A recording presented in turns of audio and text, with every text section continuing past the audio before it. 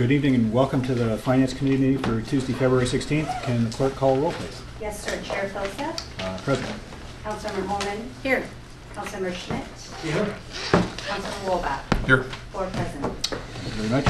So we have on the action items tonight recommendation for the Hecate Energy contract, continuation of the CLEAN program, nexus impact fees for housing, and one head count for the Development Services Department. But first, oral communications. Are there any members of the public who would like to speak? Thank you very much. First out is the Hecate Energy project. You have the floor. Yes. Thank you. I'm Jane Ratchey, Assistant Director of Utilities, and I'd like to introduce Jim Stack, who's Senior Resource Planner. He's going to make this presentation on the Hecate. Super. Thank you for coming. Okay. Thank you. Good evening, Chair Philsett and committee members. I'm Jim Stack, here to talk to you tonight about two different initiatives that are part of the city's broader sustainability efforts. The first is a new long-term solar contract, and the second, of course, is the feed-in tariff program. So in order to meet the city's and the state's very aggressive environmental sustainability goals around renewable energy, last spring staff issued a new request for proposals for new renewable energy projects. So I'm here to talk to you about the contract that came out of that effort. I'll start talking about by giving you an overview of the RFP process itself. Then I'll go into some details about the project we selected and the terms we negotiated in the contract. I'll talk about some of the risks that are inherent in long-term contracts like this one, and some of the measures we negotiated into the contract to mitigate those risks. I'll show you how that project will fit into our electric supply portfolio, and I'll give you the overall recommendation. So on this slide we have a graph we like to show a lot, showing the volumes of energy, renewable energy, that we've procured year by year, starting back in 2003 and going out into the future in 2038. The units here are gigawatt hours per year, and for reference, the city's total electric load is about just under 1,000 gigawatt hours per year. And our long-term hydro, large hydro resources, in an average year provide about half of that energy. So in order to get to a fully carbon neutral supply portfolio or a 50% RPS portfolio, we have to have about 500 gigawatt hours per year of renewable energy. And where we are in this graph is right where the solar contracts in orange are starting to ramp up. Just in the past 6 months, we've had 2 of our solar contracts come online, and in the next 9 months or so, we're expecting the other 3 to come online as well. And once those get online, by next year, we should be well over a 50% RPS level, which is great. However, in 2021, one of our legacy contracts, an old wind contract we executed back in about 2005, is set to expire. And that's a pretty large contract. And once that one goes away, we'll be back right around the 50% RPS level, and then we have some more contracts expiring a few years later. So we were thinking ahead about how to replace that energy to maintain our carbon neutral and RPS levels. And we decided to issue an RFP in 2015 to replace that contract in 2021. And thinking around doing the RFP so early, it was largely driven around the investment tax credit, which is a federal policy. And at the time we issued the RFP, the ITC was going to be 30%. It would provide the developers of renewable solar projects with a tax credit equal to 30% of the total cost of the project, as long as the project was built by the end of 2016. And then for projects coming online after 2016, it would drop down to 10%. So the thinking was that if we could get a project under contract now, which we built by the end of 2016, they could take advantage of that 30% tax credit and give us a relatively low price, even while selling energy to somebody else for a few years and beginning to deliver to us in 2021. So that was the thinking around the timing of the RFP, doing it last year for a 2021 start date. So we issued an RFP looking for projects that could deliver between 3 and 8% of the city's needs on an annual basis starting in 2021. We received 41 proposals. About 80% of those were solar, and most of the most competitive ones were solar as well. We evaluated those largely based on the price of the project or the value that they provide to the city. And to evaluate different types of projects on an equal basis, we use something called the green premium, which compares the cost of the renewable project with the cost of a comparable non-renewable type of resource. But we also looked at the projects in terms of their viability, their likelihood of getting built, and some of the factors that go into that score are listed there on the slide. This next graph shows the different types of proposals we received and the green premiums of those proposals. As I mentioned, the most attractive ones tended to be solar.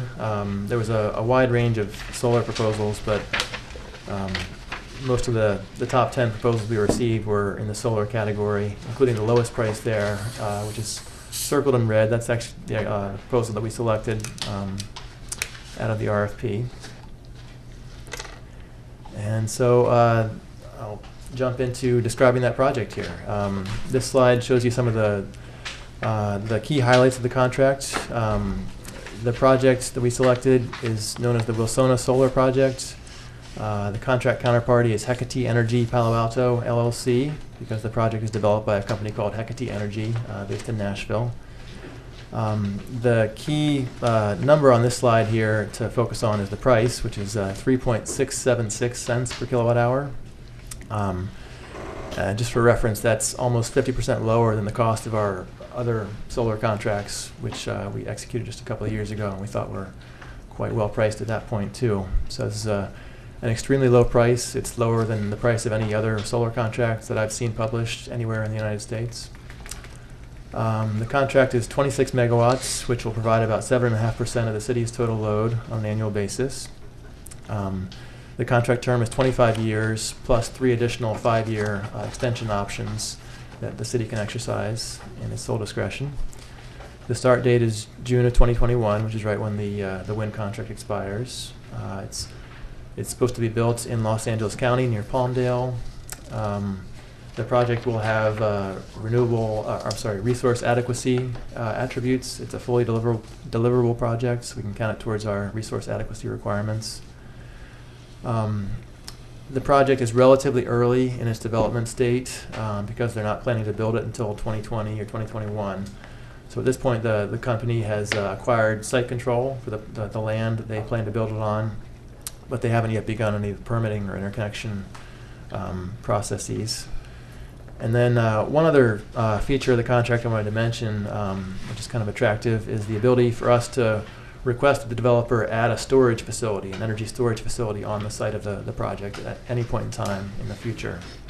So that may become attractive if we eventually receive a mandate to do energy storage, or we find that storage costs come down, and it's in our economic interest to do that. This could be a good site for that. So this slide kind of discusses some of the risks that are inherent in long-term contracts like this one. The first one to mention is counterparty credit risk, which is the risk that the counterparty that we're dealing with simply goes bankrupt or disappears. And to mitigate that, this contract is a PPA structure, so we only pay for the energy after we receive it. So we put no money down up front. We bear none of the development risk. If the project goes under, we don't lose any money. The risk that the project does not get developed is that eventually we'll have to go out and buy other supplies of energy to replace it, and those could be more expensive in the future. So to mitigate that development risk, the contract requires that the developer provide a deposit assurance in the amount of $5.2 million. And if the project doesn't get built, or if it comes online much later than proposed, we get to keep that money. So it provides some insurance there. There's also the risk of poor performance. So after the project is completed, if the project is not maintained well, or if components fail and it produces much less energy than is expected, the developer has to provide an additional $2.6 million assurance that we can hang on to. We can draw upon that for damages if the energy production is lower than anticipated. The last risk mentioned here on the slide is that we could have buyer's remorse, and future projects could be more attractive to us, but that's a risk of doing a long-term contract like this. There's not much to do about that. This next slide shows what the electric supply portfolio will look like with this contract added to it. It's a version of the slide I showed earlier, but in the lightly shaded orange bars at the top of the slide, starting in 2021, you can see how the project would add to our renewable energy portfolio, and it would allow us to stay above the 50% RPS level and the carbon neutral level through 2028 or so. So we would be pretty well set in terms of our overall renewable energy portfolio goals and requirements for the next dozen years if we lock this contract in and if it comes to fruition. On this previous slide, you can see that for several years here after the contract begins producing energy, our total renewable energy supplies are above the carbon neutral level. And what that means is we would have a little bit of surplus energy to deal with, more renewable energy and hydro supplies than we actually have load. And I just wanted to point this situation out. This situation would only arise if hydro conditions are roughly average or better, and if all of the renewable energy projects that we contract for actually come online and are developed according to what we expect and produce as much energy as we expect. So if this situation arises where we have a good amount of hydro and a lot of renewable energy and we have more energy than we need, the surplus energy we could sell on the spot market, or we could sell on a forward basis and lock in a price for it. The renewable energy credits, the RECs that are part of that come with the renewable energy itself, we could either maintain those and keep those ourselves and bank them for later use, or we could sell those with the energy on the spot market or the forward market. So this is a pretty relatively easy situation to deal with. And that situation would exist until 2029 when some of our additional contracts start to expire. This next slide shows the impact of hydro conditions on our supply portfolio. The dotted line at around 1,000 shows how much load we have, and the stacked bars show our overall supplies in a dry year, an average year, and a wet year. So this is with the Wilsona solar contract included in the lightly shaded area just below the hydro lines, or the hydro bars. So you can see here that in a dry year, even with this contract in our portfolio, we would still have to go out and purchase additional energy on the open market and additional RECs to go with that energy. In an average year or in a wet year, we would have a good amount of energy to sell on the open market, and we would receive the revenue from that.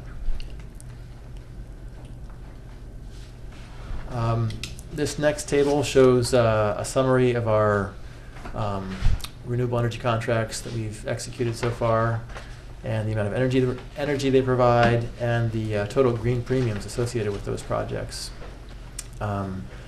So altogether, all of our committed contracts will get us to a 50% RPS level in 2022 after the wind contract mentioned earlier expires, and they would entail a total green premium of about $2.2 million, which equates to a rate impact of 0.24 cents per kilowatt hour. We do have a council-imposed limit of a half cent per kilowatt hour for the rate impact of all of our renewable energy projects. With the Wilsona solar contract included in the mix, that gets us to an RPS level of about 58%. And because the price of the Wilsona contract is so low, it's actually lower than our projection for the cost of regular brown power, non-renewable power over the long term. So it actually has a negative green premium, and so that the total with Wilsona solar included drops our overall green premium down to 0.12 cents per kilowatt hour. So reducing the overall rate impact of our renewable assets. I mentioned earlier the investment tax credit, which is one of the drivers for the timing of this RFP. I mentioned that when we issued the RFP last spring, and at the time, the investment tax credit was scheduled to drop from 30% down to 10% at the end of 2016. Well, about 2 months ago, at the end of December, Congress rather unexpectedly passed a fairly long-term extension of the ITC. So the current policy is the ITC will remain at the 30% level through the end of 2019, and then it'll drop down to 26 the next year and 22 the following year before going down to the 10% level. So that sort of changed the the world for renewable energy pretty dramatically. And given that Hecate was originally proposing to build this project in 2021, this policy change that came about at the end of the year, right as we were wrapping up negotiations, it sort of represents a bit of a boon to them. So we naturally requested that they reduce the contract price in response to that, and they of course declined that request. They told us they had banked on the ITC being extended until the project starts to be built. So we did make that request, but no success. So given that a couple things have changed since we issued the RFP, the first being the extension of the ITC, and the second being the passage of SB 350, which is the state's new 50% RPS legislation that came about last fall. There's a new landscape for renewables, and given this contract is not scheduled to start and begin delivering to us until the middle of 2021, this creates the option for the city to reject the contract and go back to the drawing board in a few years and issue another RFP and take the chance that maybe renewable energy prices will have come down even further by that point. That's a bit of a gamble. Prices could be higher, prices could be lower. At that point, some of the other utilities in the state will be out looking for contracts as well to meet their 50% RPS requirements. But we did want to highlight that as a possibility that the city could take. But in summary, this contract is an exceptionally low price, lower than any of our previous contracts, lower than any other solar contract I've ever seen published in the country. It has relatively little downside risk, given that the developer will be giving us $5.2 million as a security that we get to hang on to if the project doesn't come to fruition because the price is too low or something happens with the site or with their development process. If the project does not come to fruition, we have plenty of time to issue another RFP to replace it in a few years. On the other hand, the extension of the ITC creates the possibility of just rejecting it right now and doing another RFP in the future. However, the UAC and staff recommend approving the contract with Hecate, as well as delegating to the city manager the authority to execute the contract and the extension options, waive the investment grade credit rating requirement of the Muni Code, which is fairly typical for our renewable energy contracts, and waive the anti-speculation provision of the risk management policy as it might apply to this PPA. So that's about it. The next step will be to take the contract to council, of course, next month, and then keep our eye on it as it progresses. Thank you very much. Thank you. Questions? Well, I guess my my one concern is that this is too good to be true. I think that we're probably all haunted by a very different kind of contract, which was the Mitchell Park Library contract, where there was one bid, as I understand it. I wasn't on the council at the time, but as I understand, there was one bid that was way cheaper than everyone else's. And that's the one we went with. And it turned out to be a huge disaster. And so, as excited as I am about this, I guess that's my one reason for a little bit of hesitation. And it sounds like we have pretty good insurance to get out. But also looking at the recommendation number 4, is this, in layman's terms, essentially saying times are bad for hydro, so we're going to change our rules for now so we can get more solar. Is that a little bit, maybe too harsh of a summary. I think that's certainly part of the consideration that hydro has not been performing up to average. Given the drought, that makes sense. Yeah. It's been pretty typical over the past several years. And there's also the fact that it's pretty easy to deal with the situation of a surplus. We kind of encounter that situation on a month-to-month basis now. In the spring, we get a lot of hydro coming in as the snowpack melts.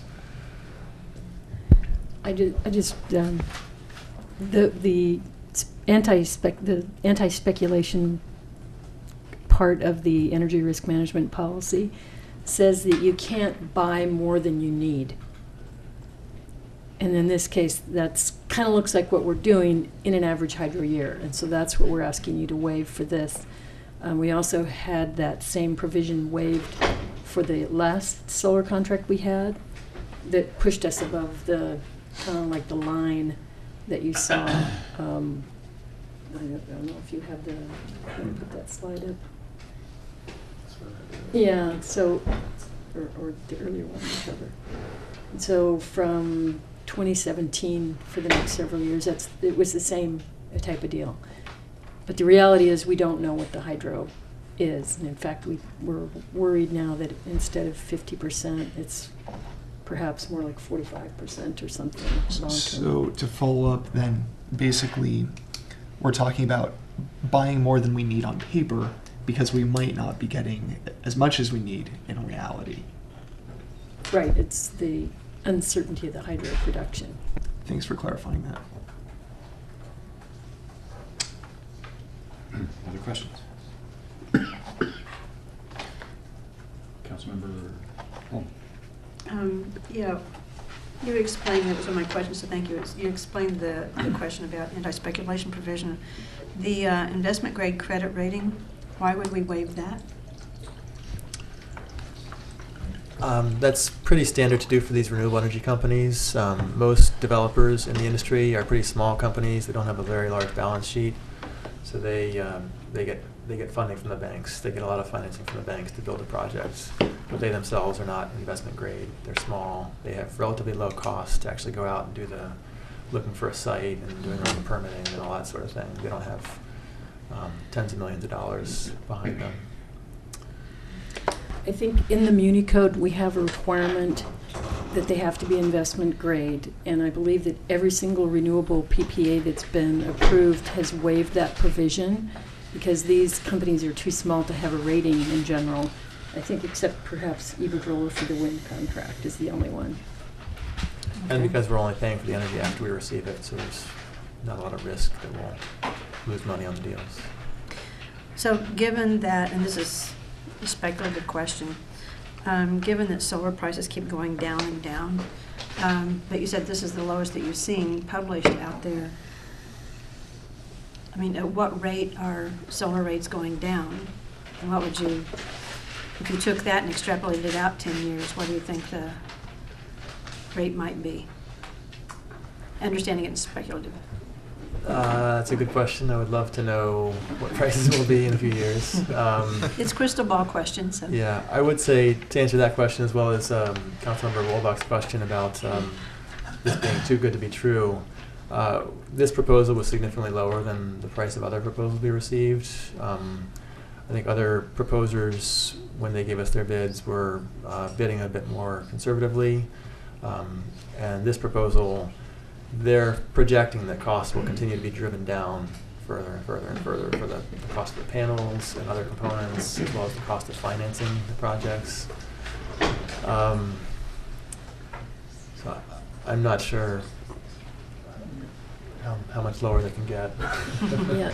Jim, isn't it true that most of the proposals that we received intended to build the project by the end of 2016? And then try to sell the first 5 years of generation to somebody else, and then we would take it from 2021 on.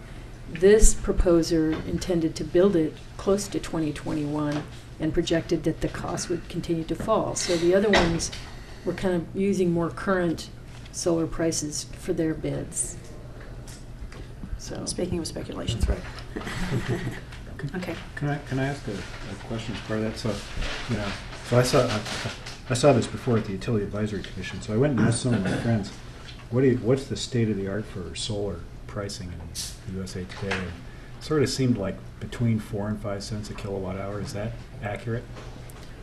That's pretty accurate. I'd say for California, it's probably 5 to 5.5 cents, and for maybe Texas and other markets, it's around 4 to 5. Okay, so we're better, but not But half. this doesn't start till 2020. But this doesn't, sure, I understand.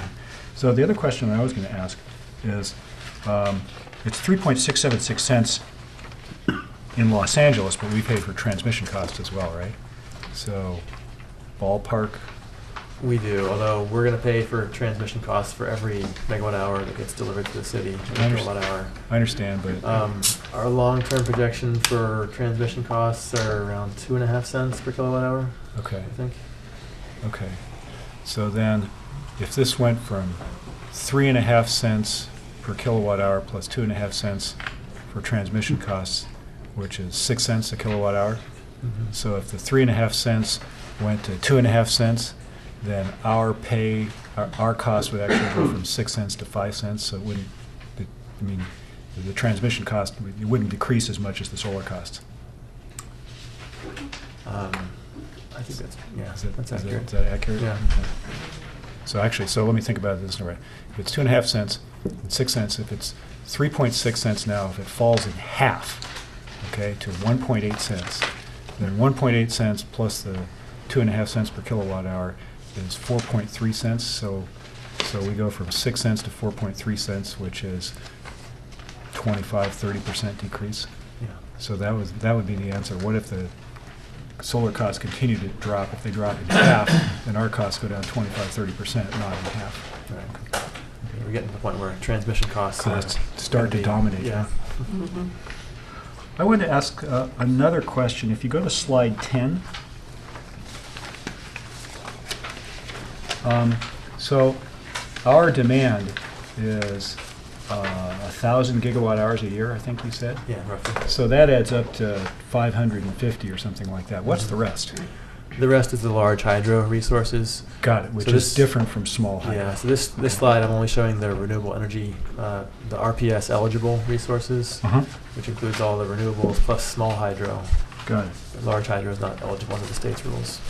So I wanted to ask, as some of the other things like landfill gas and so forth go away, and we're increasingly using solar and wind, which are sort of mostly in the daytime, do we reach a point where we actually have to start worrying about storage, right? Or is this chart as written, we don't have to do that? That's definitely something that we're thinking about quite a bit. I think everybody in the industry is wondering, is it possible to get to 50% or higher levels of renewable penetration if it's wind and solar, Right. without doing significant amounts of storage? So, Storage costs are coming down quite a bit too, so we could get to the point where that's not the end of the world. okay. There's also, the fact that the ISO, the Independent System Operator, the California grid, is kind of expanding into a kind of west-wide grid, so we may have situations where we can kind of export some of our extra solar. Self-balances. Yeah, to kind of geographic balancing. Right. So, but the short answer is, at this point in time, we don't know. That's right. Okay. Okay. Greg. Yeah, I just want to say congratulations. This is really, Indeed. Thank you. it's long-term in nature. It's a revolutionary price. It gets in at a time before all the other providers, energy providers in California need to meet their higher limits. So likelihood in the long-term prices will start going back up. Locks us in for a long time.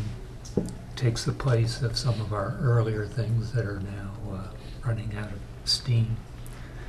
I think the two waivers you're asking for are very reasonable and fit in very well. There is, the only danger, risk, is that they don't deliver on what they say. But we have plenty of time to adjust, and we would have some money to help us adjust. I just have one comment on the green premium. You know, I always wondered why cost of the green premium keeps going down. The page 14 of your report has the answer to that. The green premium is locked in on the day the contract is signed. So we signed many contracts in previous years at much higher rates. If you actually ask the question, what does the current user of electricity pay vis-a-vis the market, we would be well over the 5 cents per kilowatt. But half cent per kilowatt. So it's a little funny to say we're not yet costing the ratepayer money, because we are.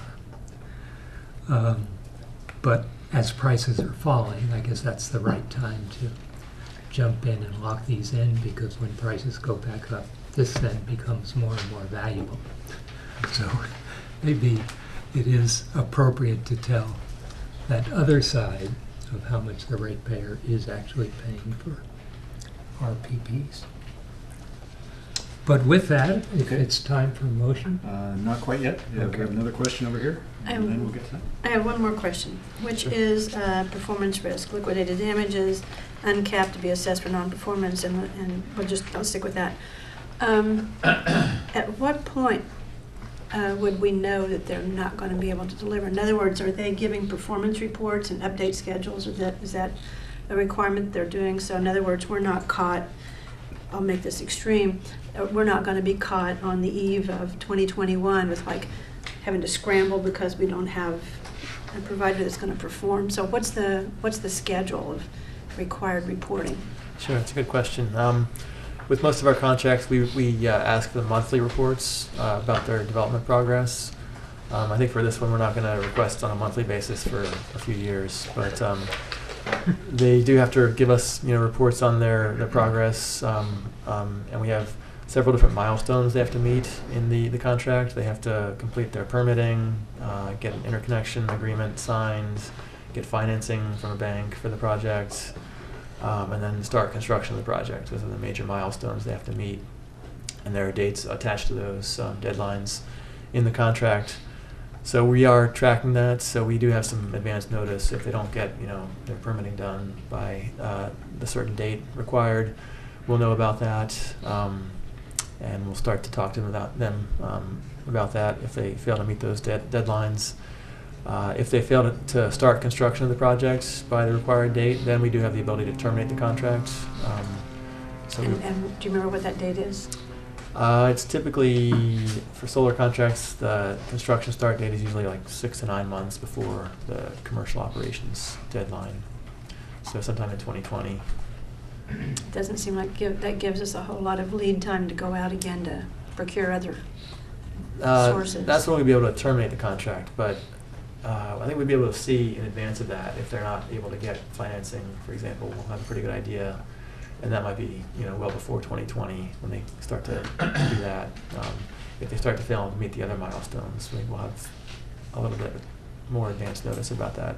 So the two things that are the most critical, it would seem to me, are financing and permitting. And I don't know in this kind of realm what the timeliness is of those. In other words, if they get permits, are those permits good for 5 years? Are they good for 2 years? What is it? So is there any reason to think that the location of this would be a dicey permitting situation or locale? And when would their permitting be able to take place? So we'd at least have kind of a good idea. I don't know exactly when they'll start the permitting process. I'm guessing maybe not for another year or two. But when we presented this to the UAC, a gentleman from Hecate was actually here. Their COO came and spoke to the commission. And they asked a question about, is this a good site? Are there any potential, endangered species at the site that could cause significant problems? And they said no. They've examined the site pretty carefully, and it's a pretty advantaged site.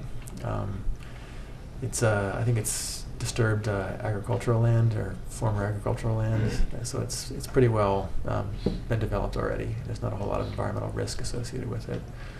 So no visual or scenic issues? No. Okay. Okay, thank you.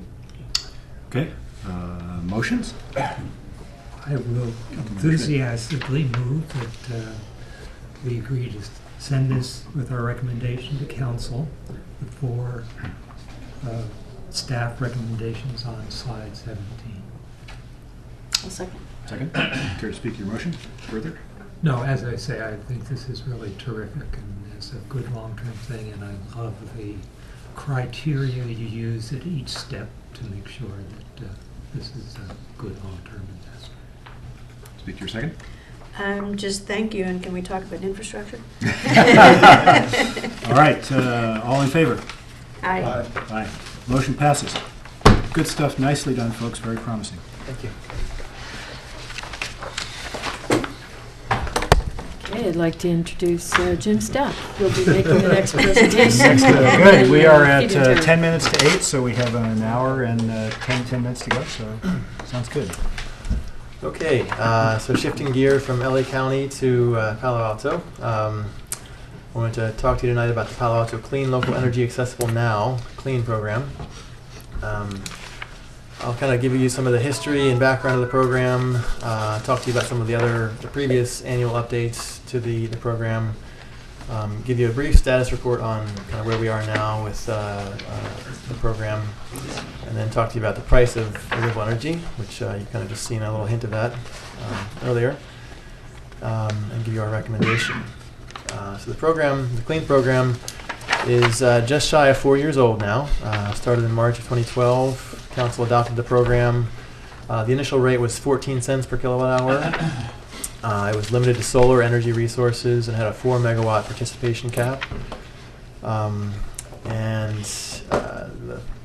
Initially there were no takers that first year. So in December 2012, Council reviewed the program and decided to increase the contract rate from 14 to 16.5 cents. The 14-cent rate was set to be relatively close to the avoided cost, or the actual value to the city of the energy, as we estimated at the time, when renewable energy prices were a little bit higher. When Council approved the 16.5-cent rate, they found that there were some additional non-monetary benefits to local solar generation that justified the higher rate. They also decreased the participation cap to 2 megawatts at that point. Came back about a year later, February 2014. Council updated the program again, increasing the cap to 3 megawatts and maintaining the 16.5-cent rate. Through that point, there were still no takers for the program. Last year, we came back to update the program again. About a year ago, we came to the committee, and we asked the committee to expand the program from just solar resources to all renewable energy resources in the city. We recommended setting the price for the non-solar resources to be equal to their avoided cost of 9.3 or 9.4 cents for a 20 or 25-year contract. The committee recommended reducing the solar contract price from 16.5 cents down to the avoided cost for solar energy, which at the time was 10.3 or 10.4 cents per kilowatt hour. We took that recommendation to Council in May of last year. Council approved the expansion of the program to the non-solar renewables at the avoided cost level. However, Council decided to maintain the contract price at 16.5 cents.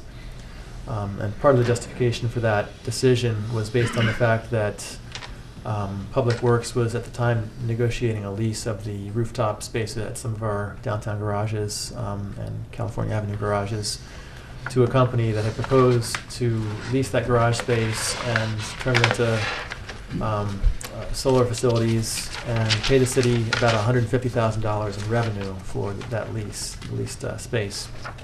And they would submit those projects to the CLEAN program. So Council decided that lease revenue would be directed towards the electric fund in order to offset the cost of the additional cost of the 16.5-cent contract rate.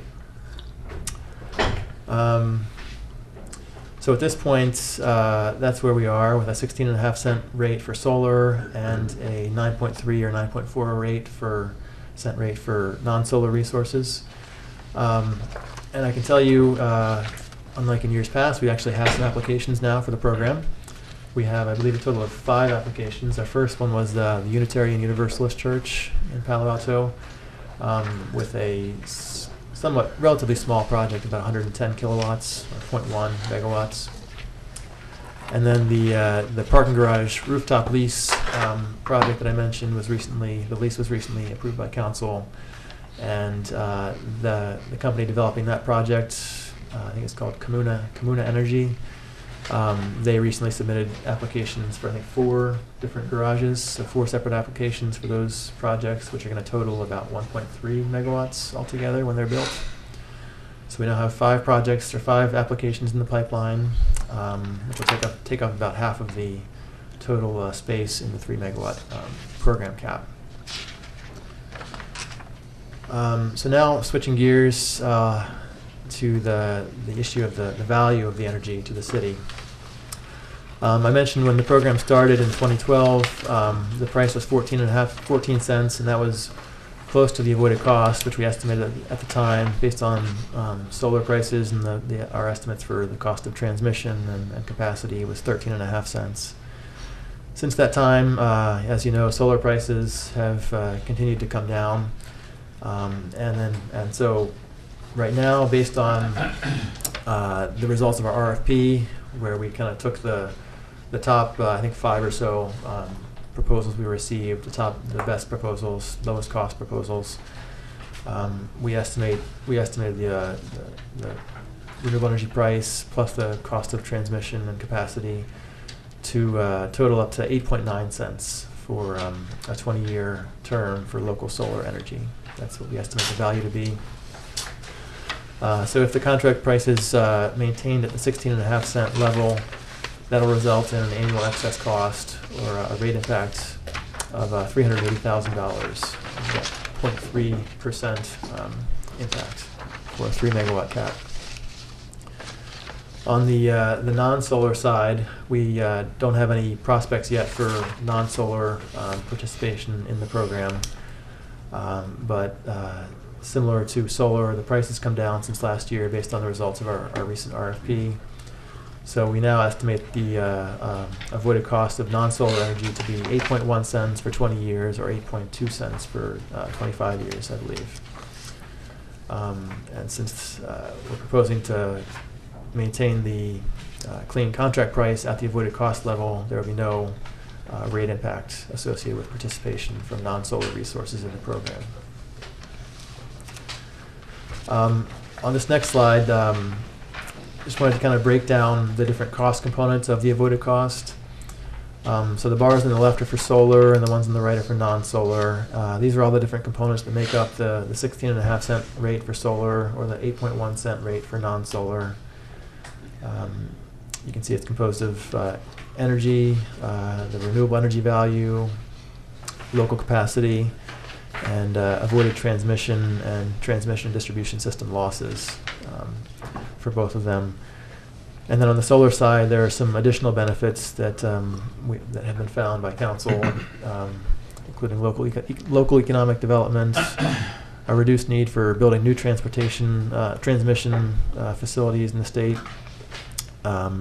providing shade to cars and other buildings in town, and the potential to provide grid resilience in emergencies if the facilities are paired with storage.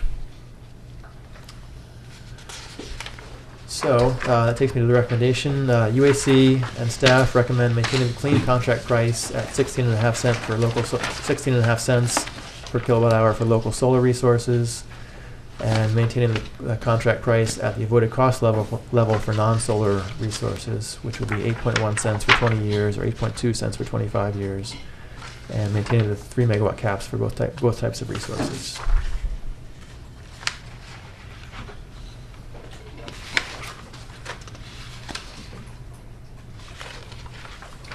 Very good.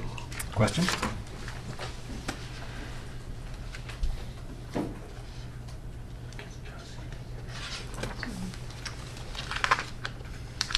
I don't have a question, but I do have a comment. It's a request. And this is for, so you don't think I'm picking on utilities, this is for any staff report that comes to the council. I've noticed that we used to, and it kind of has slipped away, that when there's a recommendation that's coming forward, like this says, Staff and Utilities Advisory Commission request the Finance Committee recommend, it's always good, advisable, and transparent if the vote is included in that very beginning of the staff report. So for instance, this was a 3-0 vote with one person abstaining and 3 absent. So it's just, you know, whether it's planning or ASD or whatever, having that vote recommendation like right up front, it makes it very clear to anybody who's taken a quick glance at this what the recommendation really is and how strong it is. So it's a request, actually. Thank you. So I have a question. So essentially what we're saying is that for the solar piece of this, not the non-solar renewables, but for the solar piece of this, we're going to pay 16.5 cents per kilowatt hour for local solar. We just approved a contract to buy utility-grade solar at 3.676 cents per kilowatt hour, right, plus transmission costs and so forth. So if I understand what you said, the table here is that assuming the avoided cost is 8.9 cents per kilowatt hour, did I get that right? That's right. Which would actually be less with the Hecate contract, but okay. Then if all 3 megawatts under clean with the feed-in tariff, the excess cost of the city would be $380,000 a year if we were using all 3 megawatts now. But you said there's of the 5 applications in the pipeline would account for half of that, so that's 1.5 megawatts is roughly that would come out to. So if we were to say that, you know, we'll proceed as is with those 5 applications, but further ones after that, we reduce it to the avoided cost, right? Then essentially we would save $190,000 a year. Is that right? That's about right, I think. I just wanted to mention that the people who've already applied have the rate under the current contract. Yep. Because it hasn't been changed. I understand. So the people that, I hope I said this the right way, is that people that have already applied we wouldn't touch, right? But new applicants who haven't applied yet, if we said, we'll continue to do it, but we want to pay the avoided cost, then that would save the city $190,000 a year. Is that accurate? Yep. Okay. Comments? Motion? Is that a motion? We were just in questions for the moment, so if there's no further questions, we can proceed to motions. Yes, I think it's time. I'd like to move that we continue the current price of 16.5 cents for the 5 applications that are in the pipeline, but future applications reduce the feed-in tariff to the avoided cost of the electricity. Second? I'll speak to my motion. This did come up last year, but in the meantime, the price of solar has dropped. The amount of energy we're talking through about this is a tiny, tiny fraction of what's available, what's used in the city. So the issue of resilience is very, very small, and it's just hard to see in a year in which we think maybe a lean year for the city that the city should be paying 16.5 cents per kilowatt hour when we can buy it elsewhere for 3.67 cents per kilowatt hour. Care to speak to your second? Just following our earlier discussion, it is hard to vote for something that's offering 4 times the energy price. It's only to large companies, which have been very hesitant to pick it up. It's a long-term commitment at that rate, which seems out of line with where the market is, where it's going. It's very hard to justify. So, Other comments? Councilmember Wolbeck. I guess I'm a little bit torn on this one. I hadn't been envisioning that that motion coming in tonight, but it's an interesting one. I guess I'd like to hear maybe the maker and seconder speak to how they feel the reasons why the council essentially undid the recommendation from UAC last year. What has really changed for us in the last year? What has basically last, as I understand, if I remember correctly, we reversed UAC's direction, and it sounds like this motion would take us back to that 2015 UAC direction. So I guess I'd just like to hear maybe a bit more of your thinking about why we would now make that, kind of go full circle to that point. Maybe I'll speak to that, and then you can. Good. Just to correct the record on the last year's events, I think staff and the UAC recommended the 16.5 cent rate continue for solar last year. The Finance Committee reversed that and recommended the avoided cost level, and then the council reversed that and went back to the 16.5 cent rate. Sorry, not UAC, right? Thank you for correcting me. Finance the Committee. Finance Committee last year, right? Thank you for the clarification. It's the Finance Committee last year. So why should the Finance Committee this year take a different path? Excellent question, right? Yeah. In my mind, there are really two Right. differences from last year. One is the price of, the market price of solar continues to decline, okay? And, to go from 5.5 cents to 3.676 cents is a significant decline. So the price of solar continues, utility grade solar continues to decline. That's one. The second is, last year, city ran a surplus, right? This year, it looks increasingly likely that that's not going to happen.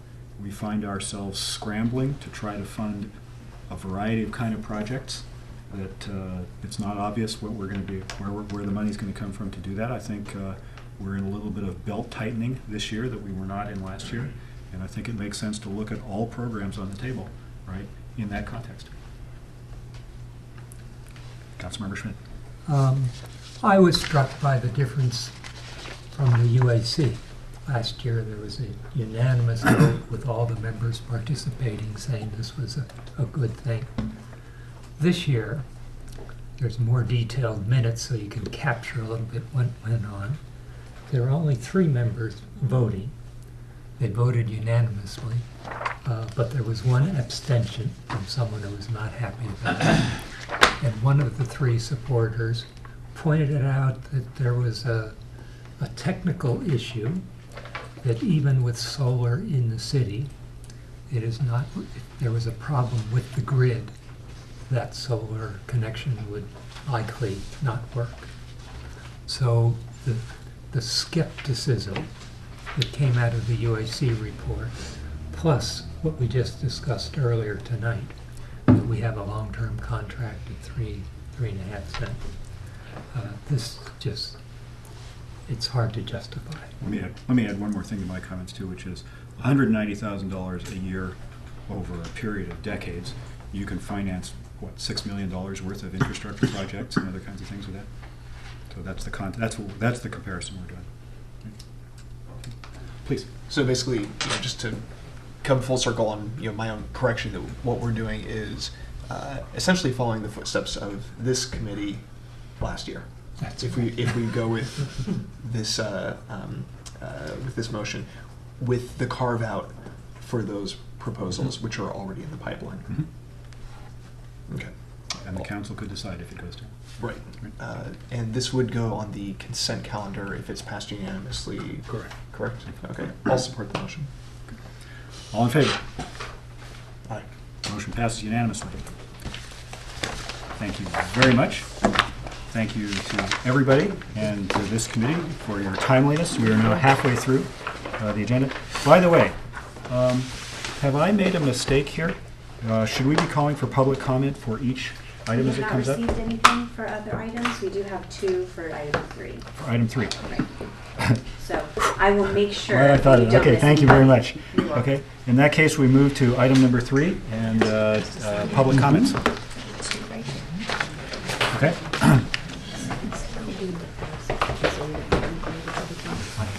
I should have done it. Sorry. So the first speaker will be Pat Saucedo. Did I say that right? Yes, you did. So I'm unfamiliar, where do you like? The microphone over there, please. You want me to name the presentation? Oh, I'm sorry. I may have the cart before the horse. Is it normal that the staff does the presentation and then we have the speakers? Yes. I'm sorry, right? And Can we do that? I'm fine with that, yeah. Okay, let's do that.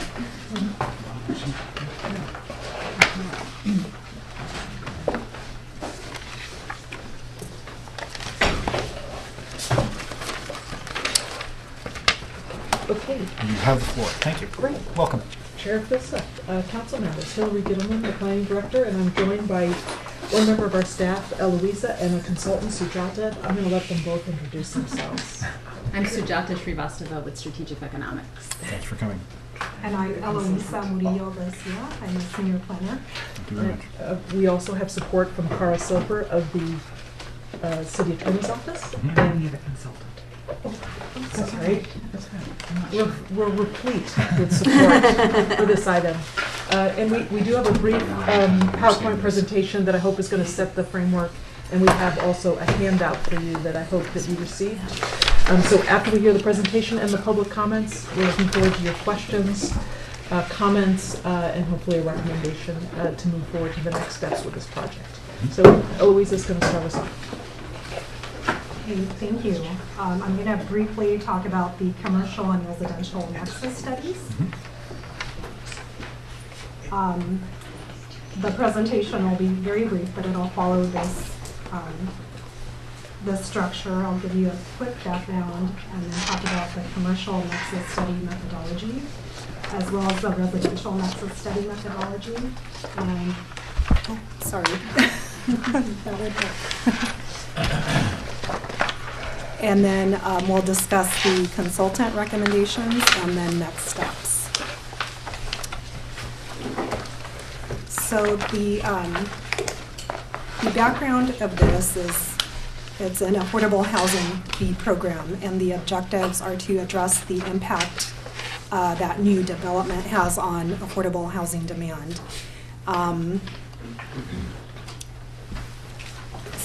And another objective is to generate funds for affordable housing.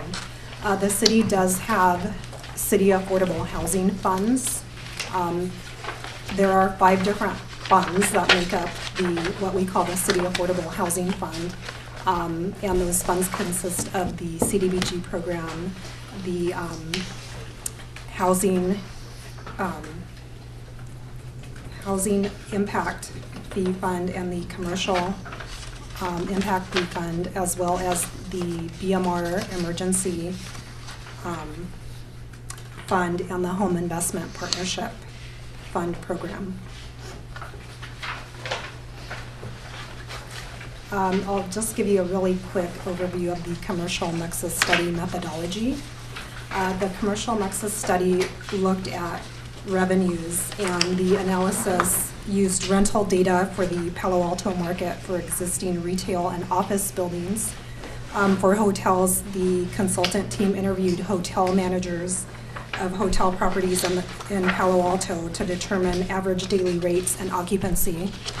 The methodology also included estimates for direct costs such as site work, building costs, and parking, as well as indirect costs, including financing and developer overhead and profit. The study also looked at land costs. The consultant team analyzed recent sales transactions in Santa Clara County and reviewed third-party property appraisals. And finally, the other part of the methodology was looking at the return on cost thresholds. And using that methodology, the consultant team was able to come up with a maximum justified fee. And that fee was $177 for hotels, $177 per square foot for hotel development, and $264 per square foot for office, medical, and R&D. And this maximum justified fee is a maximum fee that could be imposed on new development based on the Nexus study. However, another part of this Nexus study also includes a feasibility analysis. So the maximum feasible fee was found to be $30 a square foot for hotel development and $60 a square foot for office, medical, and research and development. And this maximum feasible fee is the maximum fee that can be charged based on the financial feasibility of the fee levels. The study also looked at what our neighboring jurisdictions are charging, what fees they're imposing. And those, they vary widely. For example, Mountain View charges $2.50 per square foot for hotel, and Cupertino charges $10 a square foot for hotel. For office and R&D, Menlo Park charges $15 a square foot, and the fees in San Francisco range from $16 to $24 a square foot.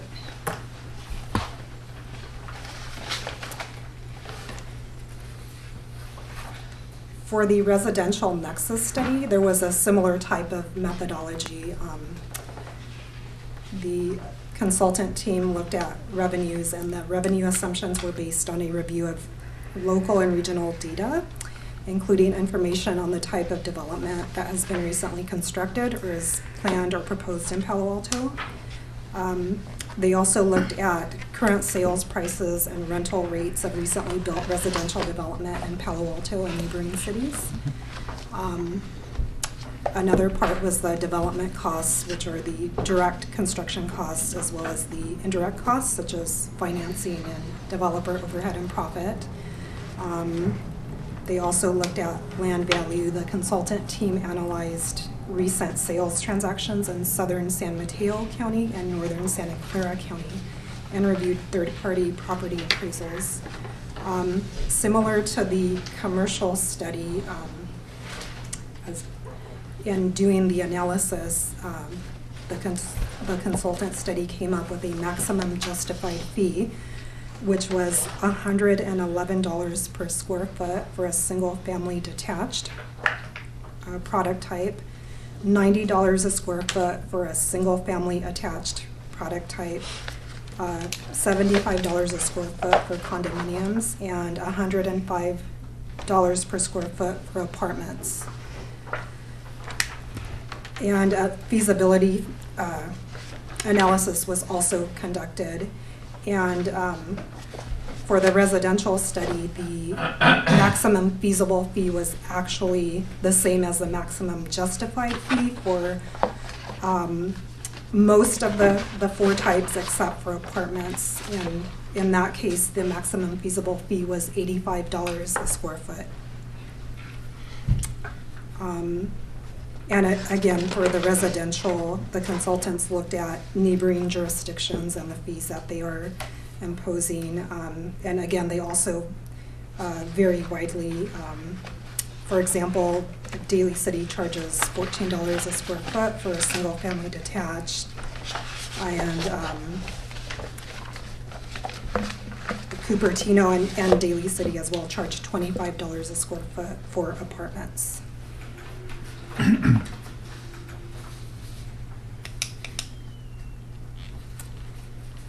This next slide gives you an overview of our existing fees that we have for commercial development.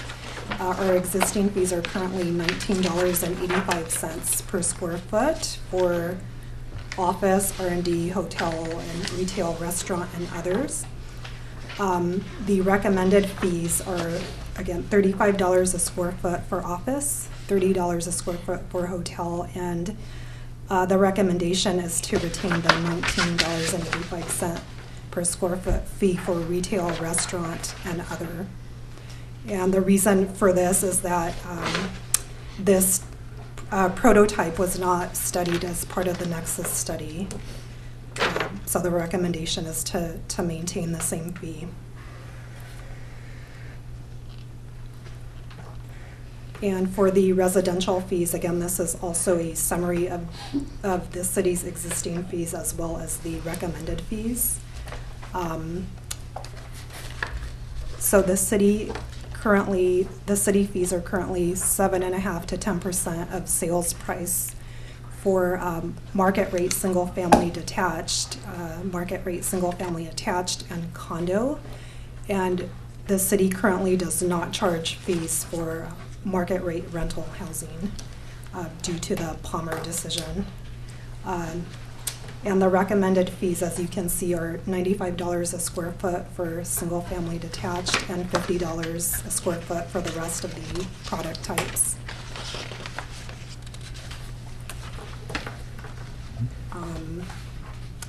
So our next steps are to ask for your feedback and questions, and then we will prepare an implementation ordinance, which we will take to the Planning and Transportation Commission for review, and finally, we will go to City Council for review. Okay. So before we do that,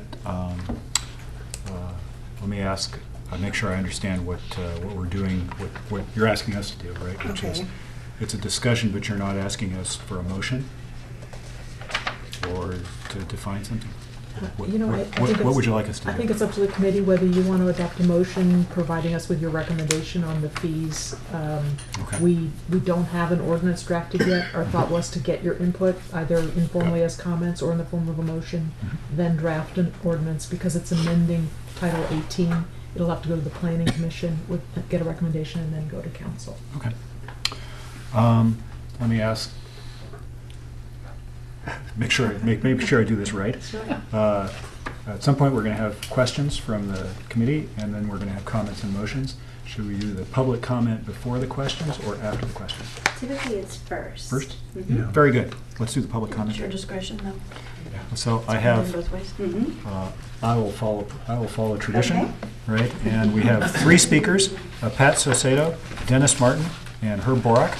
And Ms. Saucedo, if I can, sorry, get you back a second time here. All right, thank you. Yes, committee. I am Pat Saucedo, Executive Director of NAIOP Silicon Valley, the commercial real estate industry for the Silicon Valley region, representing over 160 commercial real estate companies here in Silicon Valley. You know, upon a review of the Nexus study, one of the significant concerns that NAIOP has this evening is the projections contained within the Vernaza study that show a maximum justifiable fee of $264 a square foot for office and R&D, and that it could be justified from a numerical calculation standpoint, recognizing that $264 a square foot on a 100,000 square foot building, you're looking at close to $26,500,000. It's a big number. The feasible fee is downgraded to $60 a square foot. We're looking at close to $6 million for a 100,000 square foot building.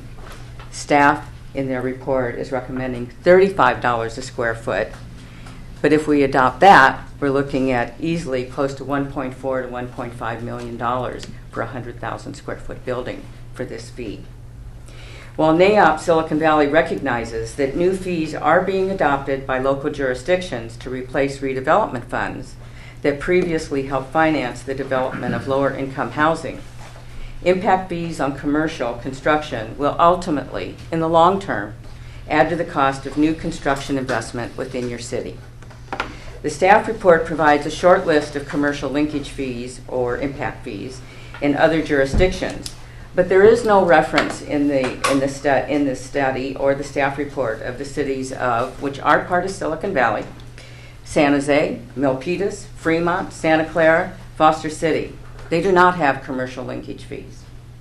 Additionally, to include San Francisco, in our opinion, this is really an incorrect comparison. San Francisco is a very urbanist, high-rise, tower development city, whereas Palo Alto, as most of Silicon Valley, is very suburban, low-rise. We just don't build the same facilities for office and R&D in the suburban areas as you do in the core of San Francisco.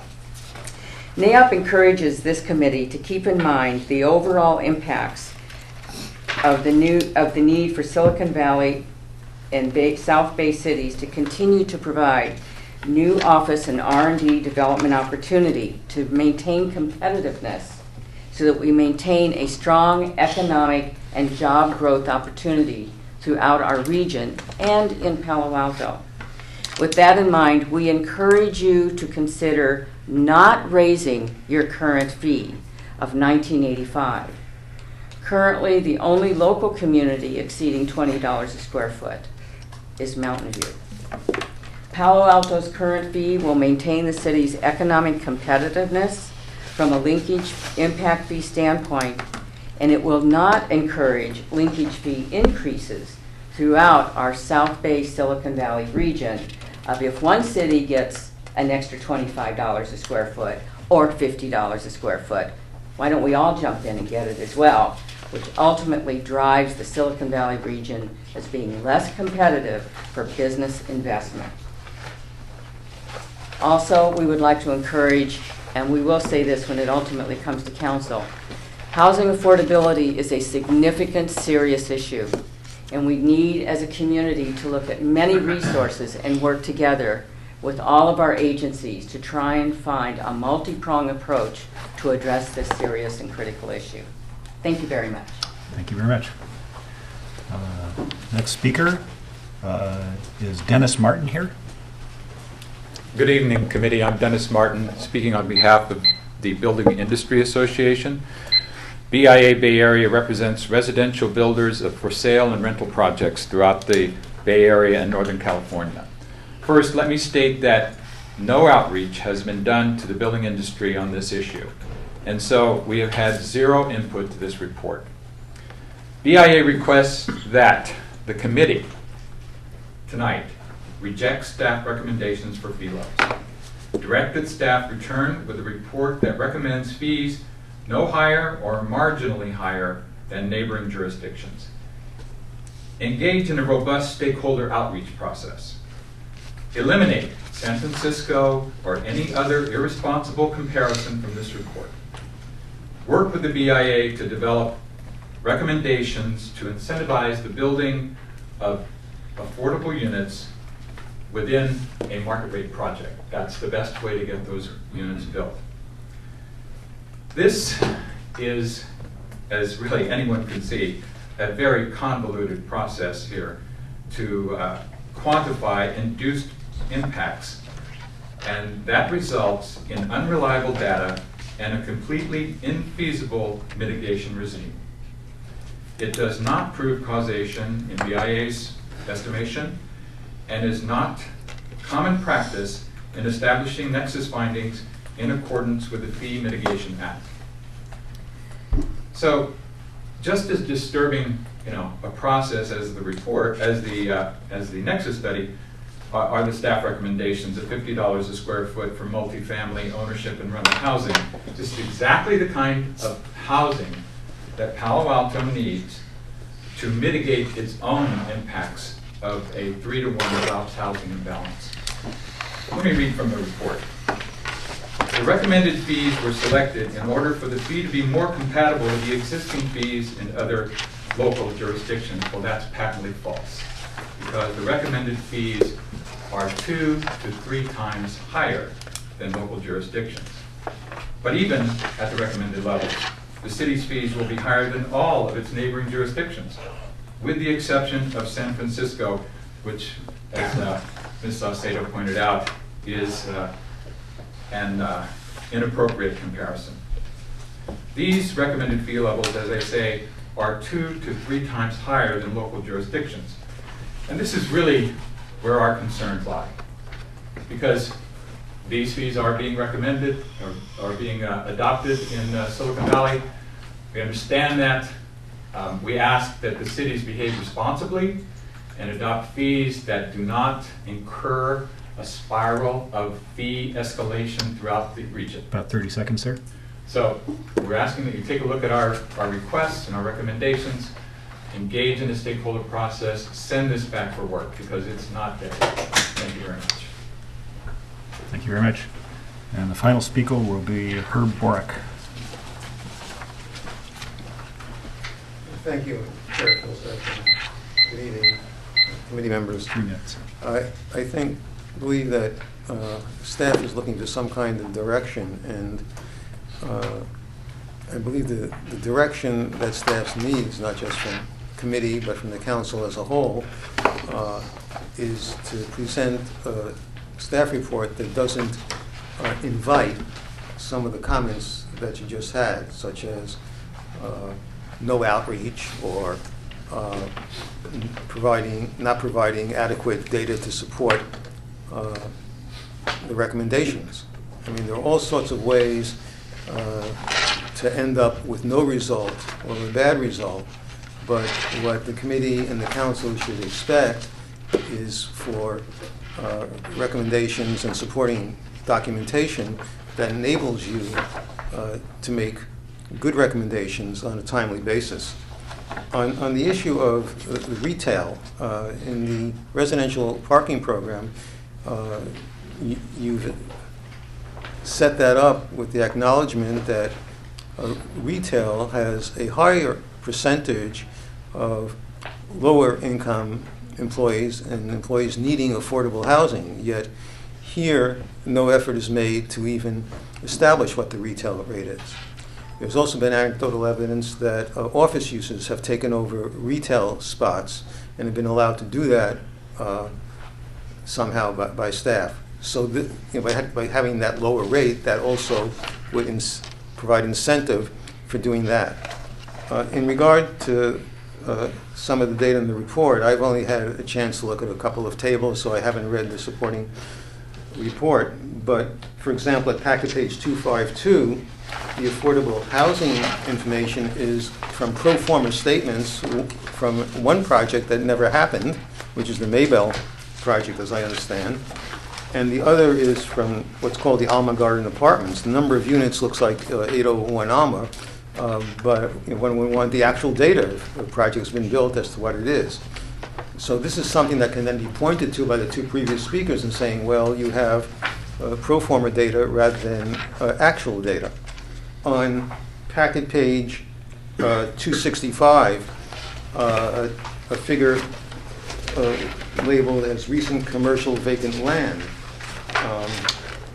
You know the city well, and you can see that there are residential projects, residential zone land there, not commercial land for many of those, including one address in East Palo Alto on Garden Street. And in terms of the recommended fees for residential, there should be a comparison, and there may already be in the language supporting these fees, comparing the square footage with the square footage fee made from calculating the 7.5% to 10% number. Thank you. Thank you. So with no further speakers? If I could just respond. Yeah, actually. Briefly. Thanks. Please do so. Hillary, get them again. But first of all, I just wanted to acknowledge the commenters. I thought all of them made interesting points that we'd be happy to respond to as you start getting into your own questions. I think it's important that Eloisa started the presentation with the overall objectives of this fee program. I mean, we all know that we're in a real housing crisis in this region, and the purpose of this program is to address the impacts on affordable housing that these land use types have, and to generate funds for affordable housing. So that's kind of why we're doing this. There is, I just have to agree with Herb. Disagree with Herb. There is data to support the recommendations. I think the speakers have asked questions about whether you agree with the recommendations, and we would be interested to know what the committee's thoughts are on comparable cities. I mean, do you think San Francisco has a comparable housing market to our situation, or do you think we should be comparing ourselves to Mountain View or some other city closer by, both on the residential and the commercial side? That would really be helpful to us. And then, of course, we're happy to talk further with the speakers and have further conversations with them if there's any way that we can meet in the middle on these things. I mean, we took considerable effort, and I think Sujata can speak more to this, of this three-step process. The maximum total scary fee, the maximum we think would be economically feasible, and then walking that back to something that we think is more on par with what's being charged by other jurisdictions in the region, and considering what we currently charge and a range of other policy issues. So we'd love your thoughts on that, and any specific questions you have. I think the team at the table here is eager to respond to. Cool. Thank you very much. Questions from Councilmember Schmidt?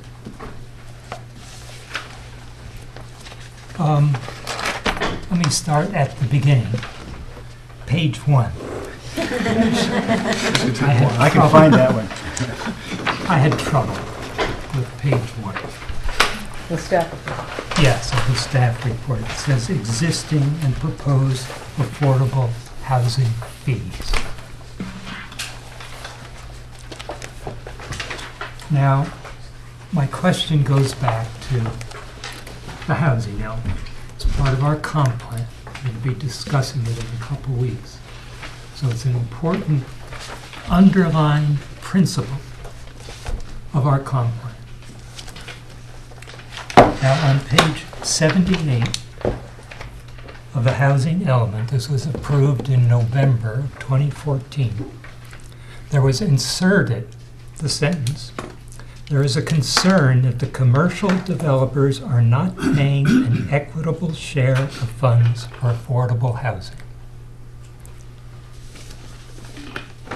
When the staff report came to council, that sentence was identified as something that was suggested and inserted as an important part of the housing element.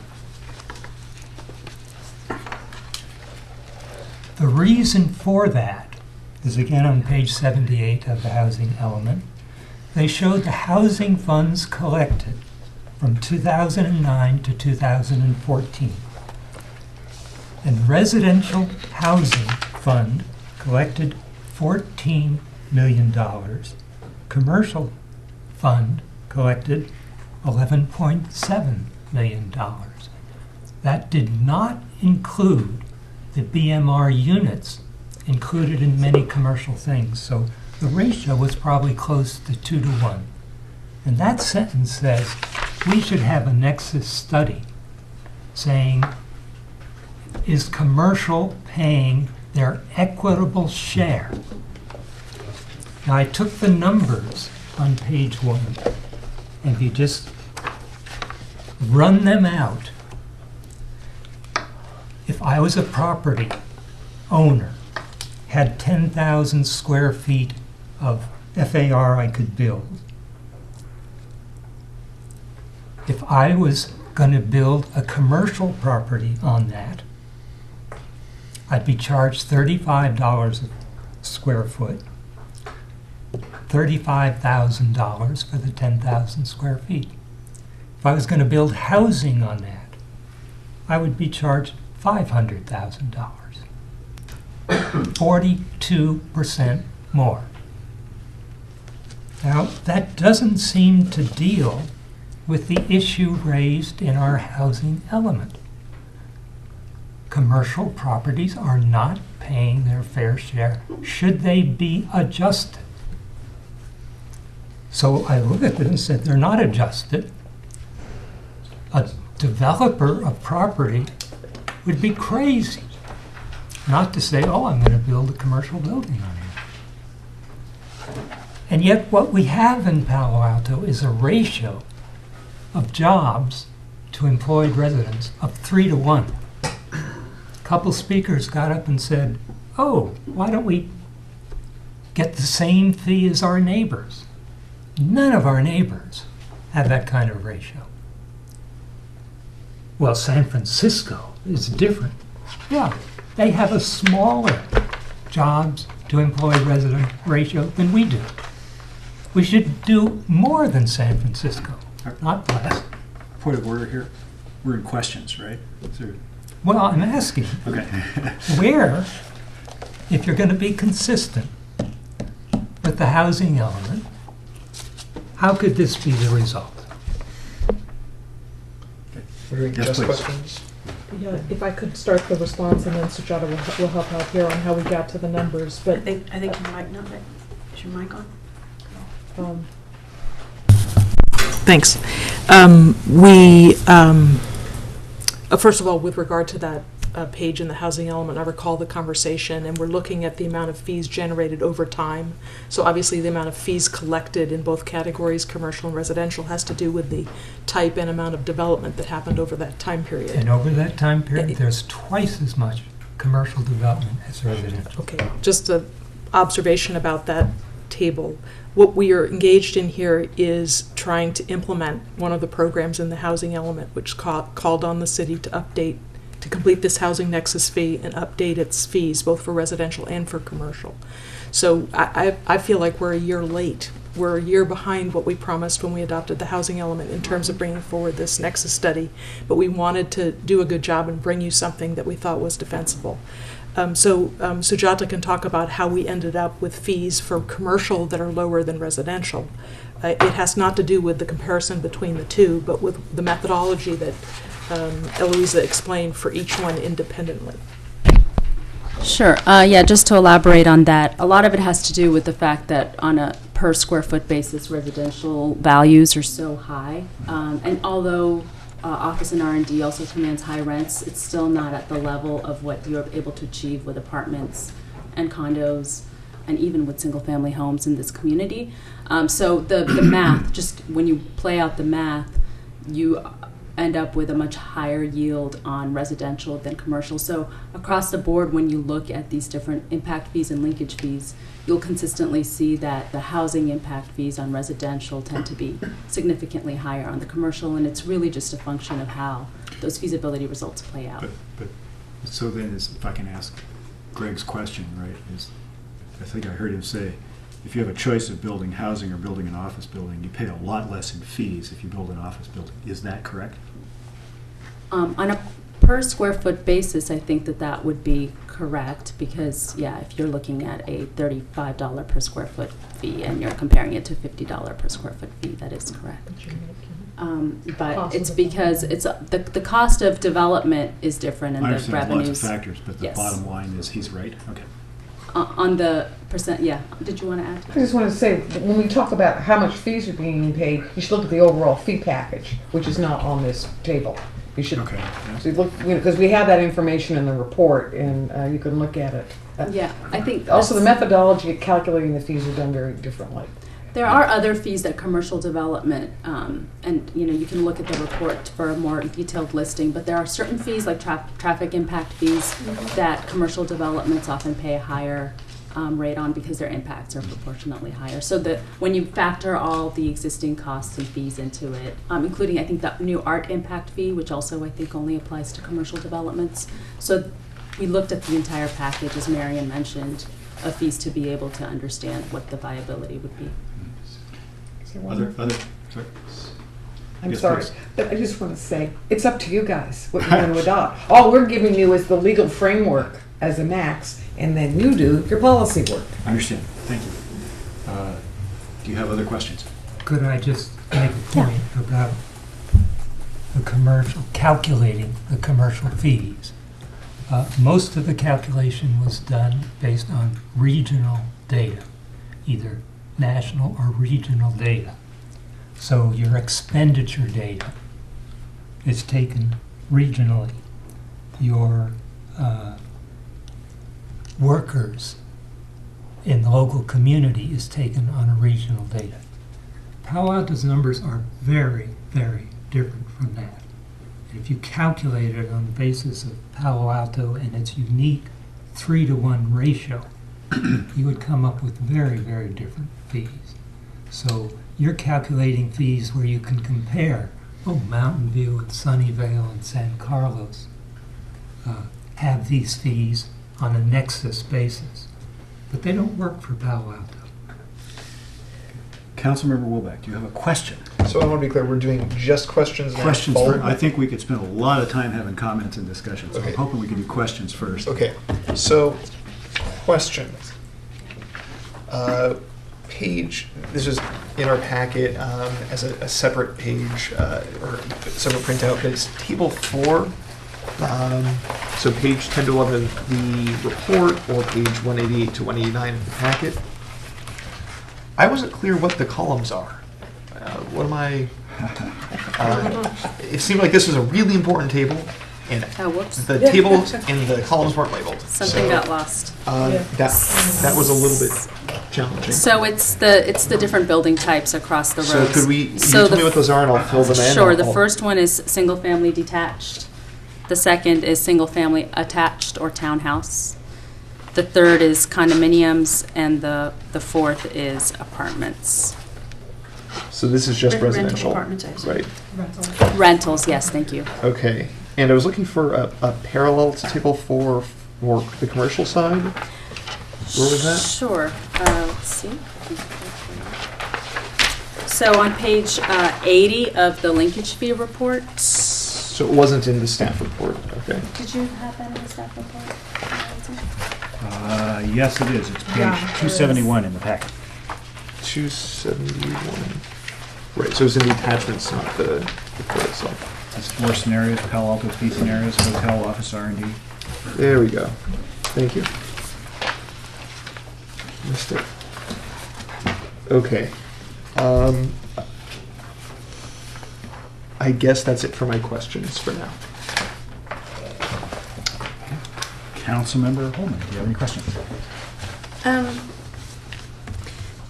I do. Is there somewhere that I haven't found, is there a culmination of just what you referenced? Like all the impact fees that a commercial property would pay versus a residential, single-family home residential? I don't think that we And of haven't course- itemized, I'm sorry. And of course, the reason that those fees would be paid is because they're to mitigate an impact. So it would make sense that a commercial, tell me if I'm wrong here, wouldn't it make sense for a commercial property to pay traffic impact fees, for instance, because they're having an impact, to an extent that, say, for instance, a single-family home would not be having? Yes, that's right. Okay. So does that chart exist? I don't have an itemized list, but what we do have is a table that shows the total fees that would be applicable to different types of development based on your existing fees, and it is in the report. For the residential study, it's table 7-11, but our page numbers are a little different than yours. Yeah, it's actually right. It's the page right before the page that Councilmember Wolbach just referenced. And it's called Figure 6-8. Like at page 270. Yeah, I don't have the same page numbers that you all have, unfortunately. Yeah, it's this one. So my other question is, some of the other cities on some... Yeah, some- sorry, go ahead, I'm On sorry. some chart or other, it talks about how some cities don't charge impact fees for the first 5,000 square feet, and they charge 50% for the first 25,000 square feet, if I remember correctly.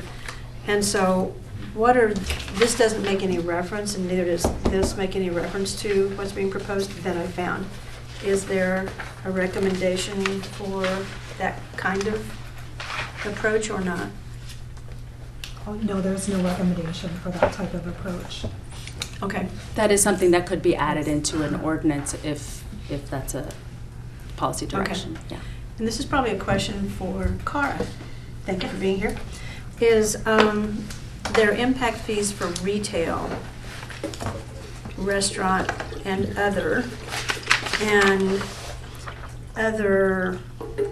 okay, whatever other is, but can there be a different, now understanding once a building is built, it's there, so it might get a little bit tricky, but just the basic question is, could there be a different level of impact fee for local retail, locally owned restaurants? Could there be a different impact fee or some kind of condition of approval? You're nodding yes. Oh, I'm just listening. Okay. Could that happen? It's As because opposed to chains? As opposed to change, yeah. Yes, so let's see. First of all, the Nexus study that we have decided not to fully analyze the retail scenario. Understood. Okay, so we would have to do some additional analysis to come up with, a justified fee for any updates to retail.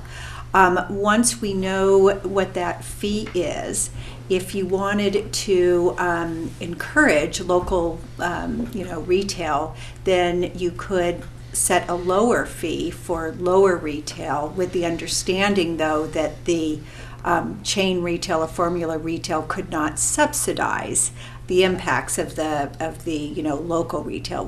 That subsidization would have to be through the general fund. So what you're, let me understand the last part of that comment then. So say it another way if you would. Yes, so. That the chain couldn't subsidize, so you couldn't have two different levels of, it sounds like. You can have two different levels, and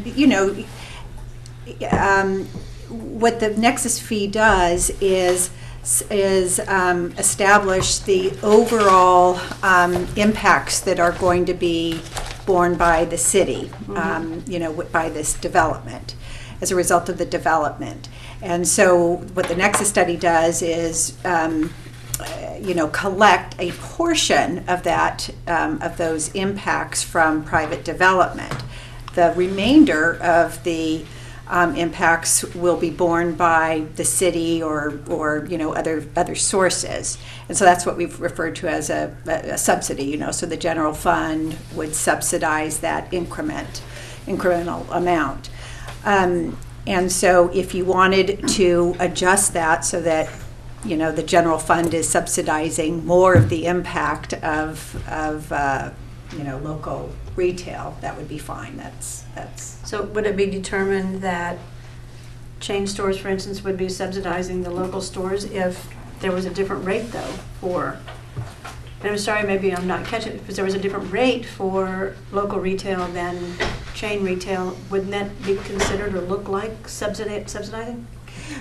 Yeah, Hillary might want to join in, but it wouldn't be, as long as if the chain stores are still, they're just required to mitigate their impacts, and as long as they're just mitigating their impacts and not mitigating the impacts of the neighborhood retail, then there isn't a legal problem with that. I guess, how do you differentiate, though, the impacts? Yeah, That's Mary Ann and I were just whispering about just a practical difficulty we would find with following the path you're on, which is normally these fees are collected at the time a project is developed, and when a project comes in for permits to the city, it usually just says retail.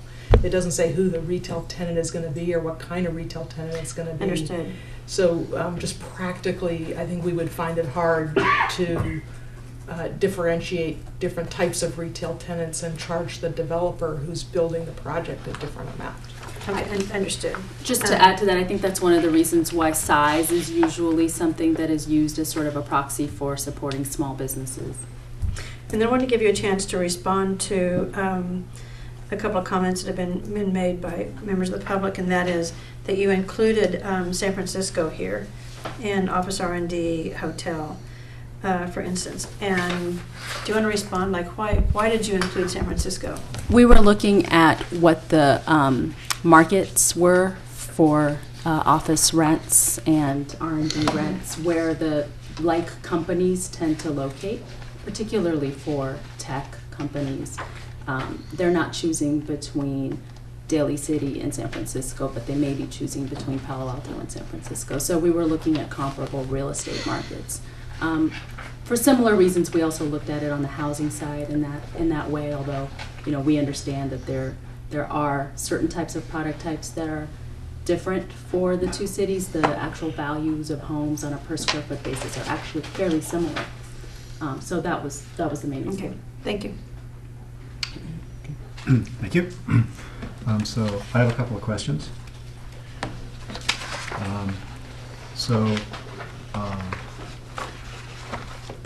First of all, I thought I read that, and this is really recent, I thought I read that Mountain View just raised the heck out of their affordable housing impact fees, like 3 weeks ago or something like that. Did I not get that right? Am I? We can check. I haven't watched the news in the last 3 Yeah, weeks. this data Our is report from- is from October, I think, so we wouldn't have captured that. Can we check? I thought, I could be, I may have seen something, I wish I found it up. I thought that they had a big increase. Okay. The spiral of fee escalation has started Yeah, already. the liar's poker game has started already, right? I got 3 aces, well, I got 4 aces. Okay. I got 5 aces. I got 6 aces. Let's see. Okay, so the next thing I wanted to ask was, so if I understood the staff report right, in terms of how much money the city collects from these things, it looked like at the moment from commercial we're getting maybe $500,000 a year, and from residential it was like a really small number. Is that accurate? I mean, how much money do we make on this a year?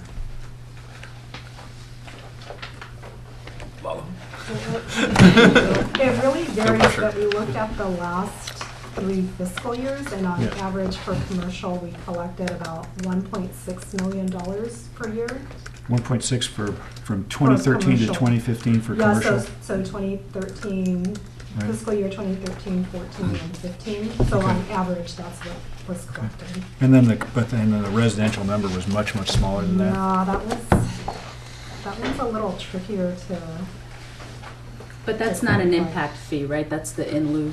That's Yeah. the in lieu fee, which is a very different kind of fee that is charged for inclusionary units that are not provided on site.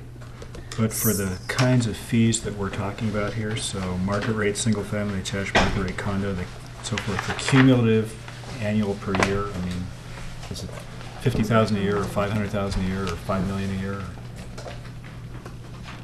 I mean, how much money are we talking about here? Well, Eloisa is looking that up. Google says that Mountain View raised their fees in December of 2014. Oh, so that was a long time ago. $25 a square foot for office. Okay, I must have misread that. Must have been something else.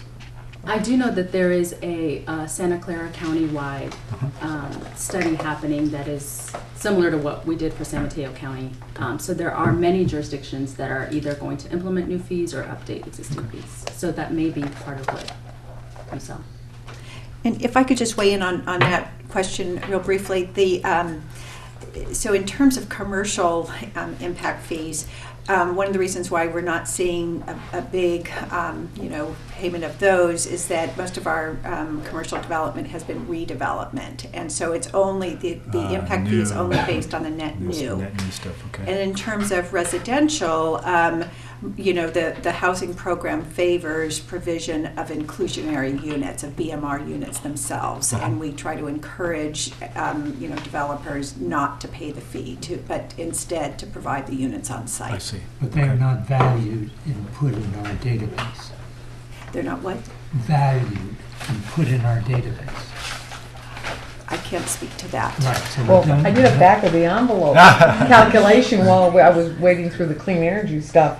And in fact, when a developer sells a below market rate unit, I don't know if the sales program is still working here, it's a big hit. You can't look at it in lieu fee. I just did an example calculation on our 4,000. The prototype single family was about 3,000 square foot unit. We assumed was selling for what was about $3 million, and I figured out that the loss was closer to about $500,000 because of the difference between what the sales price would have been and the affordable price, even at 110% AMI. So they're different ways to look at this. So if you look at the revenue foregone in an inclusionary program, it's a lot higher with these high-priced houses. But I think we ought to stay focused on the impact fees tonight, Yes. right? That's what I I'm think saying. we're going to have enough trouble Another getting through whole that. story, right? Okay. So first of all, thank you very much for all this stuff. A lot of paper. Right. It took me a really long time to figure this out, right? But I think I did. But I want to make sure that I did. Okay? So essentially what we're saying is if I put up a big office building, okay, there is a social cost to that in terms of affordable housing. There are many social costs, but we're looking at the affordable housing one, right? Of people whose jobs would be in that building, right? And the city, right? And so let's say, for the sake of argument, my building provides 100 jobs. And maybe 20 of those jobs are held by low-income positions. And so if I wanted those people in those jobs to live in town, I would have to build a certain amount of housing. It would take a certain amount of housing. I mean, maybe it's 10 housing units, okay?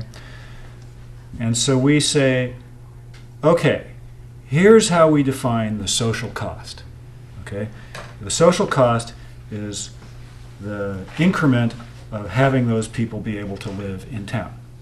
And the way we calculate that, I mean, there are multiple ways you could calculate that, right? You could say, you know, here's what the market price is, and we could provide everybody a subsidy, and here's the difference, and so forth. But instead, what we say is, here's the construction cost of buying land and building 10 housing units, and here's how much a low-income worker would make.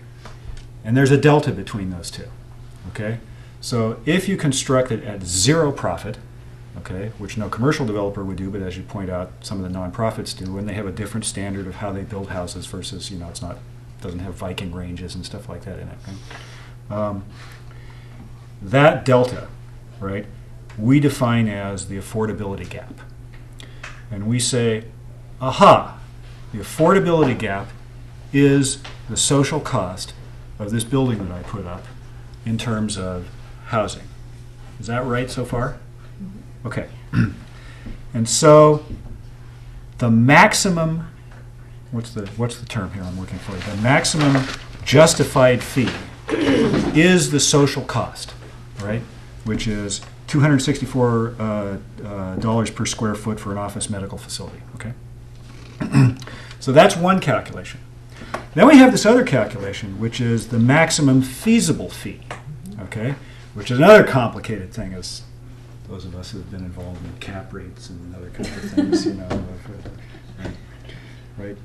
We say the maximum feasible fee is, if Karen wants to put up this building, we're going to charge her some money as a fee to fund this affordable housing and go towards the affordability gap. And the maximum feasible fee is our calculation that is the maximum that she can pay and still want to do the building, okay? So in this case, for an office R&D building, it's $60 a square foot. And so if we raise the fee to $61 a square foot, Karen will say, I'm not going to build a building, I'm going to go down here, right? Thanks, Drew. Right? Is all that correct? Okay. So before we get into comments, I have sort of one more question. It's the really, really basic one. Okay? If somebody puts up a building that has a social cost of this much, and they're only going to pay that much of that social cost, right? This is a two-part question. One is, who pays the difference? I think you sort of got into that bit. And the second is, why should we do that? I mean, it seems to me there's an axiom under a lot of the stuff we do, which is we want to build stuff and provide lots more jobs in Palo Alto. But I think as a built-out city, you know, that axiom has come into question in the last few years, right? So then my question is basically, it's an open one. Who pays the difference in the social cost that the person that puts up the building and creates the cost, creates the problem, and why should we encourage that? Okay. I don't know if that question needs an answer now or whether to segue into comments. So can we have comments? Commissioner Wolbeck. Councilmember Wolbeck, yes. Oh, see. So, I appreciate actually what you just said. So I'm actually going to respond a little bit to that and also to some of the comments that we've heard and some other thoughts. A year ago, we started a discussion on the council about what we were going to do to limit office growth. Not whether we were going to limit it, but how we were going to do it. That we decided, leaning towards wanting to do that. And so the question was, how are we going to do that? And we ended up focusing, at least in the past year, on at least an experimental pilot program of capping the amount of square footage of office space per year. And you'll all recall that I wasn't initially very enthusiastic about that method of limiting office growth in Palo Alto. But what I was enthusiastic about was studying impact fees. So this is the conversation I wanted to have. So I'm still, I've come around more, at least on the pilot for the office cap, but this is really where I thought we should have, I'm glad we're now starting to have this conversation. This is where I thought we should have started that conversation, and I think might be a better long-term solution, while the cap may provide, at least in a temporary slowdown. This obviously takes more time to do. You have to do the nexus studies, et cetera, so it's a hard thing to implement right away. So I'm actually really excited that we're having this conversation. I'm excited that we have the data to support some of these numbers, that we have done the studies so that we can legally justify some of these numbers. Whether we end up going with the... Oh, I meant to ask Kara if there were going to be legal constraints around these fees and so forth, so maybe you can Well, use that. I'll just ask right now then. We are legally permitted to impose fees up to the justified fee, correct? Not that we necessarily want to, but that's within our... That's what justified means. It's legally justifiable based on the nexus study, and that's why you do a nexus study. There are a variety of factors that we look at, and so I think that from a legal standpoint, we're focusing more on the fees. We would encourage you to focus more on the feasible area. If you start to reach beyond feasibility, there are some legal concerns, and we'll probably brief you on that in a confidential memo at a later time. But clearly, the feasible column is something that is on solid legal ground. Okay, so we have, so just to make sure I heard that very clearly, and for Chair Filseth, that we have legal justification for the the feasible column, and beyond that, we could have maybe an exploration of something moving towards the justified column. I very much, again, appreciate how you've framed this, that this is really about the social cost, right? This is about, we have a problem caused by an overabundance of office development. Palo Alto has been very enthusiastic about office development for decades, and now we suffer the consequences. We also have, the traffic impact fees, because traffic, and parking, because that's another social cost on Palo Alto caused by office development. And so here we're facing, I tend to think of these, as you point out or alluded to, there are a number of, potential social ills from too much office development. But I at least, speaking for myself and what I tend to hear from residents, is that kind of the two biggest negative impacts are the traffic and the impact on the supply and demand equation for housing. Right? And so this is really important. This is a really, really critically important conversation for Palo Alto long term. I think this has the potential to be an important part, not the whole solution certainly, but an important part of how we deal with the some of these big challenges. So that's just kind of a big framing question. So again, thank you very much. I think you summed it up really well. This is about social cost and how you calculate that, and then how you essentially make people pay their fair share, or however you define that. And so then it comes to us as this question of what do we want to do as a matter of policy. I do think that the fees recommended here for commercial development are probably too low.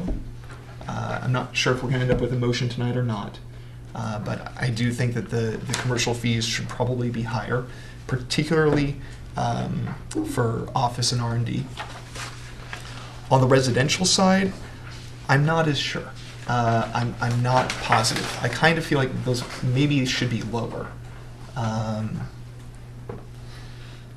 Essentially, this is a question of what do we want. I think that the community and the council have been moving increasingly towards saying we want more housing, done thoughtfully, but we don't want a whole lot more office space. And so, as was mentioned on, was it page 12 of the report, that we can fee levels may also be adjusted to incentivize certain land uses. So we might want to make the fees for residential lower and the fees for commercial higher. And I'll wrap up soon because I know I appreciate your patience, but we might really want to increase the fees on office in order to disincentivize office development and incentivize residential so that it pencils out not just a little bit, but a lot better for a developer to say, I'm going to develop this as, or I'm going to try and develop this as housing as opposed to office, so that we can, provide yet another lever to help address this long-standing and continually worsening problem of our increasing jobs, housing imbalance. Let me just respond real quick, comment real quickly on that. So I think you're on, I think we're in alignment on our thinking about this, right? On the subject of residential, I didn't spend a lot of time thinking about it because my sense from this was it was a tiny amount of money anyway. So, the one thing I would suggest that struck me as I thought about it, right, and you might think about it too, is if you reduce the fees on market rate residential, essentially you're taking money away from affordable residential, right? And so, which way do you want the money to go? Right. Right. This is why I said. Right. So that's my only comment. Yeah, and so this is why I said I'm not sure about the residential. I'm pretty sure that we should move towards at least the maximum feasible fees for office, medical, and R&D. And I'd be interested in exploring how to move beyond the feasible to the justifiable. At least having some more information about how that would work and whether we can have that's a pretty tough conversation for a lot of reasons. But I'd be interested in having more information about the feasibility of us doing that. And on the residential side, I'd like to see. I think a lot of residents would like to see the fees not be so high on residential that you end up limiting residential development. There are already a number of things that limit residential development in Palo Alto. There aren't a lot of opportunities. And the problem of a lack of supply is at every level of income. Whether it's high income condos or whatever, there is a problem at each level. Now, so I appreciate pointing this out, I certainly don't want to incentivize only large apartments and only luxury apartments. Far from it.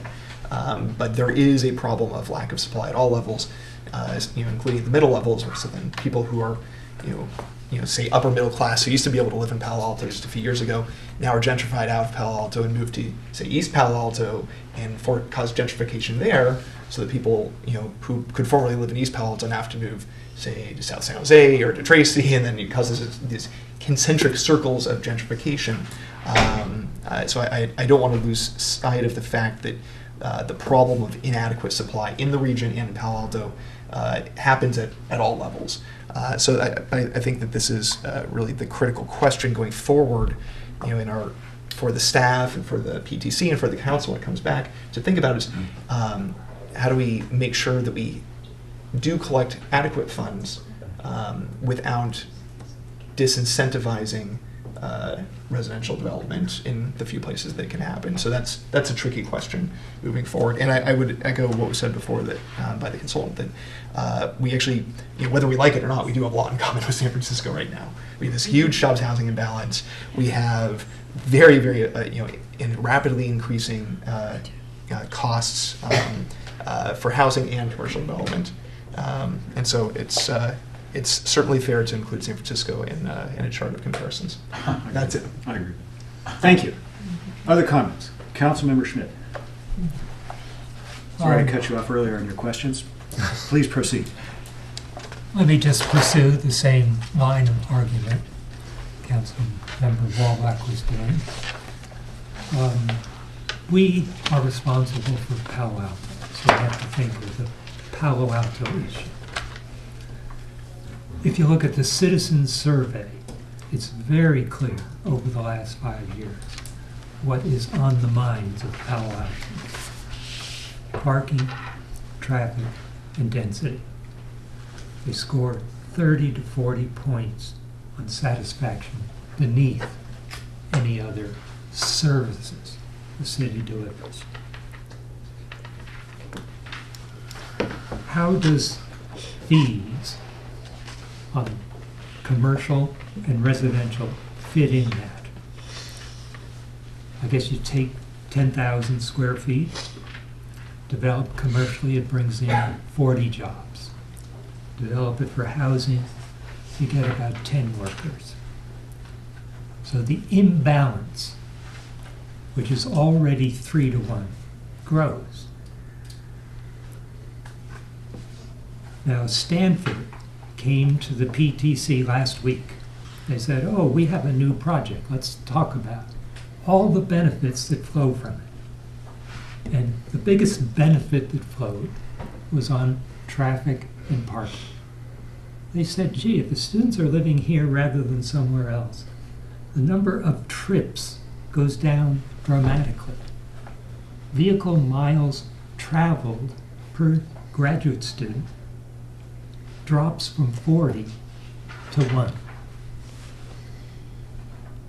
Now the ears perk up. Gee, that's a big difference. That has an impact on the very issues that are central to Palo Alto.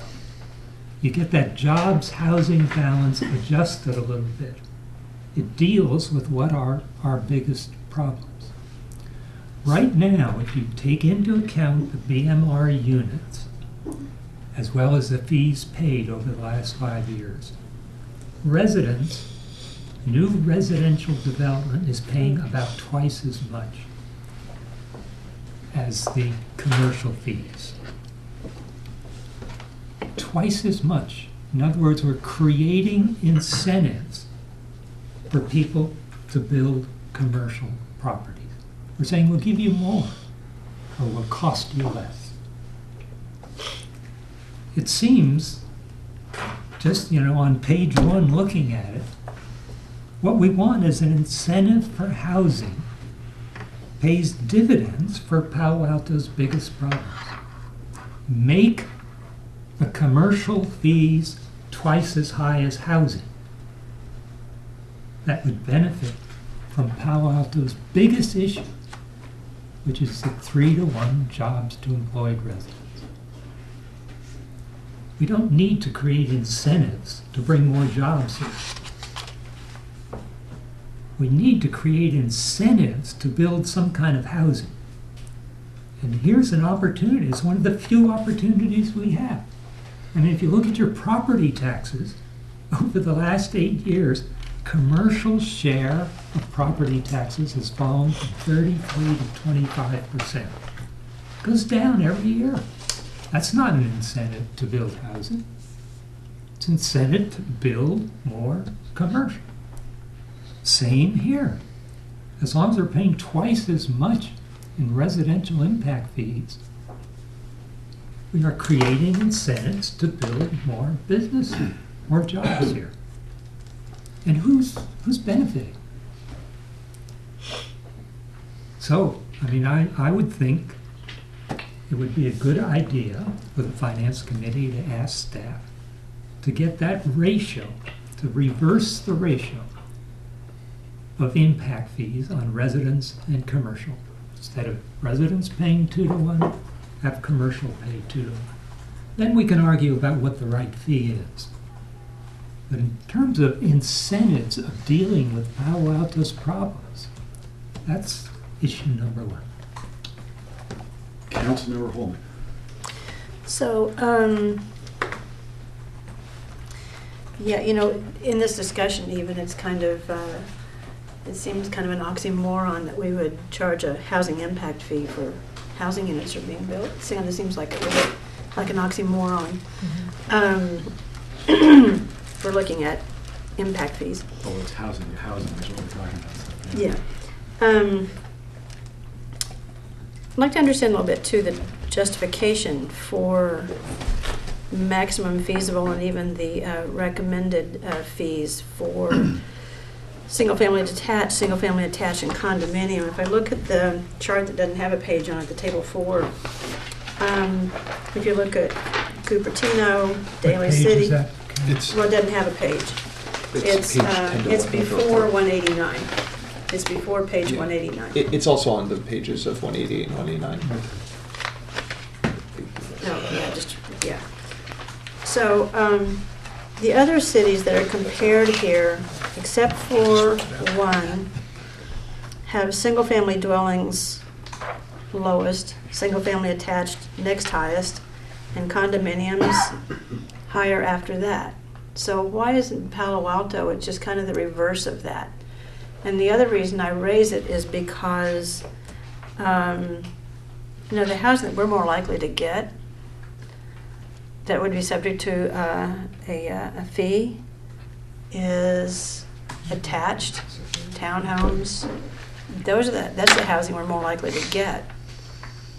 Single-family home impact fees, not so much.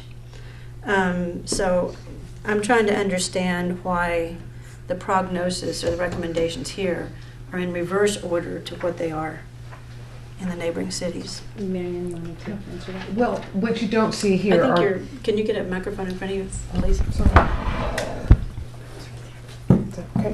Okay. What you don't see here is the per unit costs. So what happens is the way these fees are calculated, it's based on increase in expenditures for goods and services in your local community. If you have this, not too dissimilar household incomes, then you're going to be generating this similar demand for low-income housing indirectly. However, if you're in an apartment that's only 1,000 square feet and then you create a per square foot cost, it will be higher for an apartment than would be a 2,000 square foot house with some similar expenditures.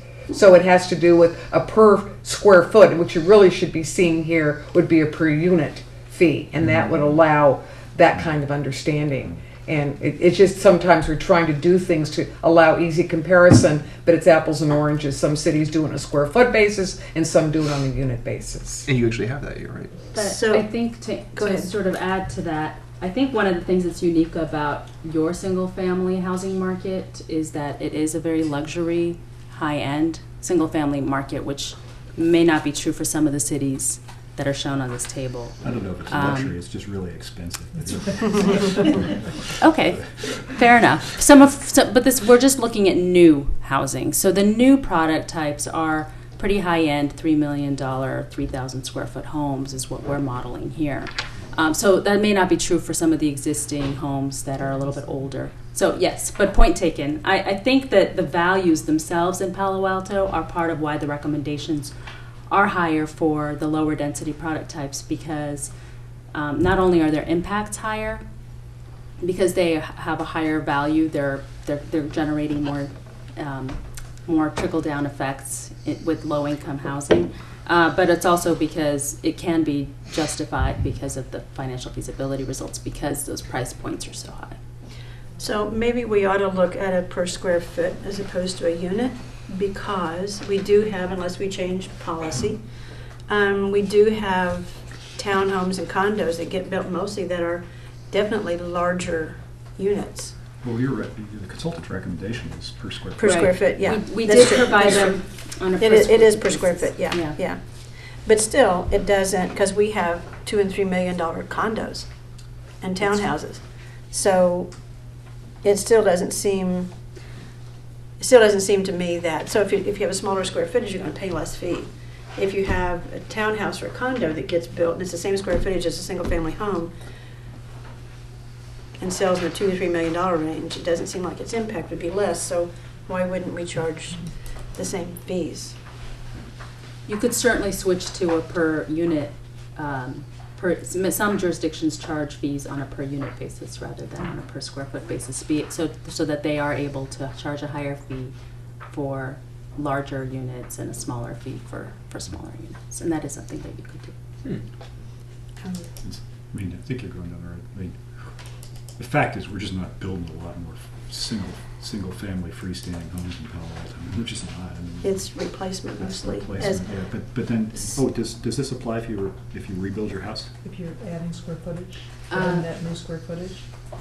Marion, do you want to? Well, you would have to actually do a different type of calculation. This is for a new construction, but you could do something where you're looking at the incremental value of, if you had a tear down and a replacement. But this is not that. This is modeled on, a small subdivision. But you could do that. You could do the difference, the delta, as you call it, between the square footage before and what you now build. It would just doubled for what had been there before, then you would just do it though on that 50% increase. Yeah, if I could just make a comment.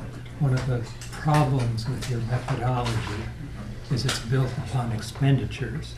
And if you're just rebuilding or even expanding a 4-person household, you still have 4 people with the same income. So it doesn't have any impact on consumer expenditures.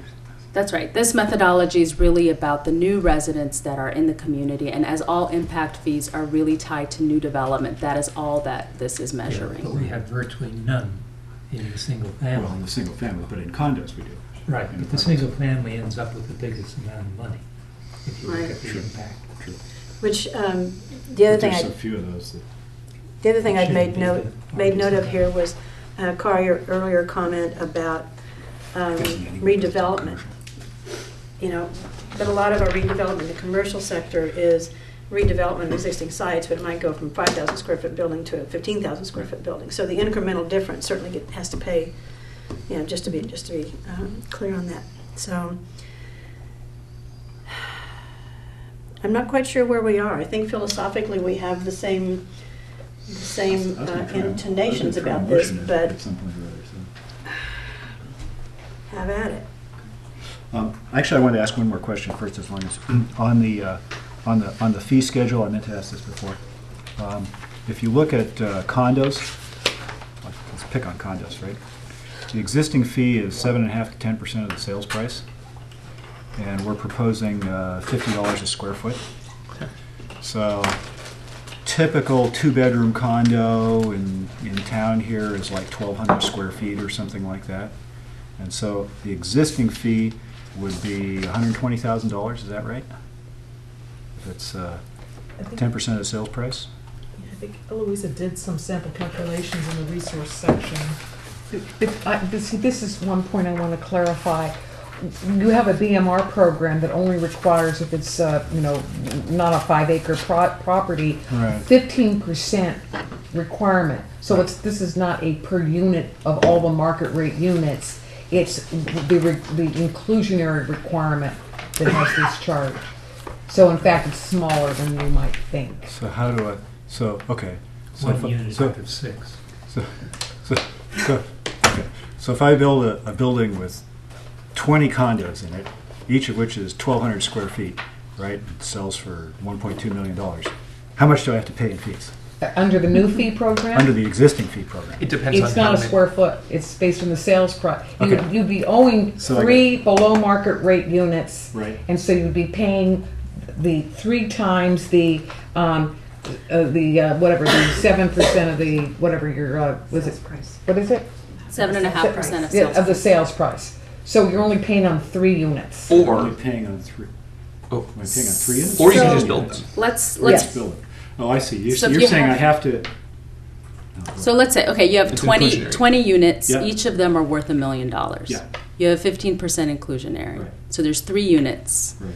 So you'd charge 7.5% of $1 million on Yeah. 3 units. Okay. And that's what you would charge So $225,000 over a 20-unit over a project. 20-unit project, which sells for $20 million. Right. So it's much lower, and I think that Okay. kind of sort Okay. of goes a little bit to your point too, that the in lieu fee revenues are set Right. at a much lower rate than on a per unit basis than what this Okay. impact fee would be, because the impact fee is charged on all the market rate units, not just on the inclusionary percentage.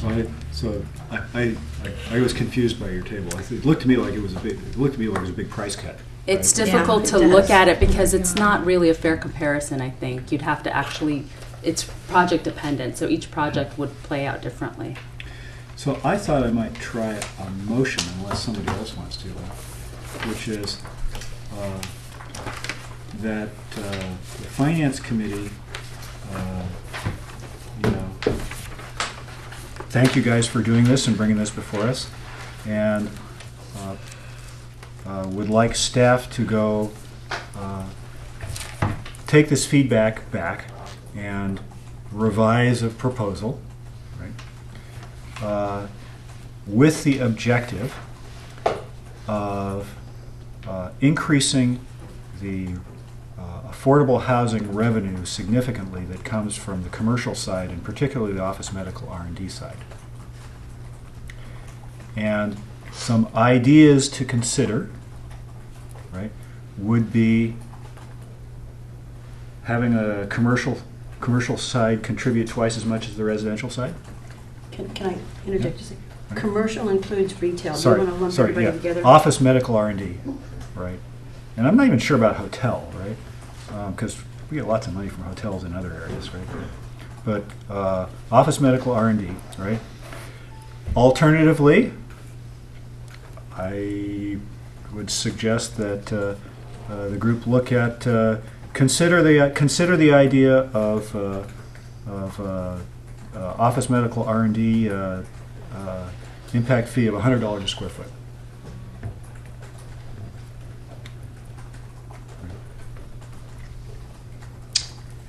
Second? Second. But I want to be clear. So thank you. Let me speak for a Please second, speak to it, and and I'll then- speak and then very ask for briefly, and then clarifications. yeah, that's right. I mean, I think the goal of motion is to give some feedback to the staff as to continue thinking about this. Right.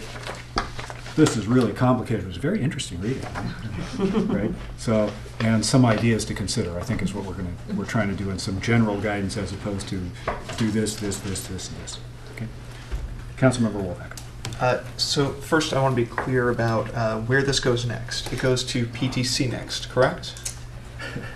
Eliminate all fees. No, Well, just kidding. Karen and I were just whispering about that. You know, I think we would really like a little more clarity on this before we take it to the next step. So I was going to suggest maybe we consider, the issues you've raised tonight, have an opportunity to talk to the stakeholders who addressed the committee earlier, and put together a draft ordinance and bring it back to this committee before we go to the PTC and the council. Just That's a good to idea. make it a little more of a complete package, That's a respond to good some of the questions a you've little more specific and raised. so forth, yeah. We've taken a year at this already. I don't want it to linger for another year, but we could take a little more time to polish this up and come back. I agree. So When do you you go think to it the could be back PTC within and the about- council, it should be out of brainstorm mode. I agree. So do you think you could be back within, like, say, 6 weeks?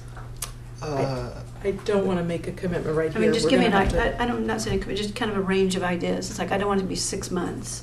Oh, yeah, no, I don't want it to be 6 months either. We'll put our heads together after the meeting and figure out what we can do. It involves drafting of ordinances, revising of reports, preparing a staff report. I mean, it's not a negligible amount of work, so we'll come back as quickly as we can. So if I could speak a Please little more continue. to the second. You have to. I wonder if you'd accept a friendly amendment to have staff explore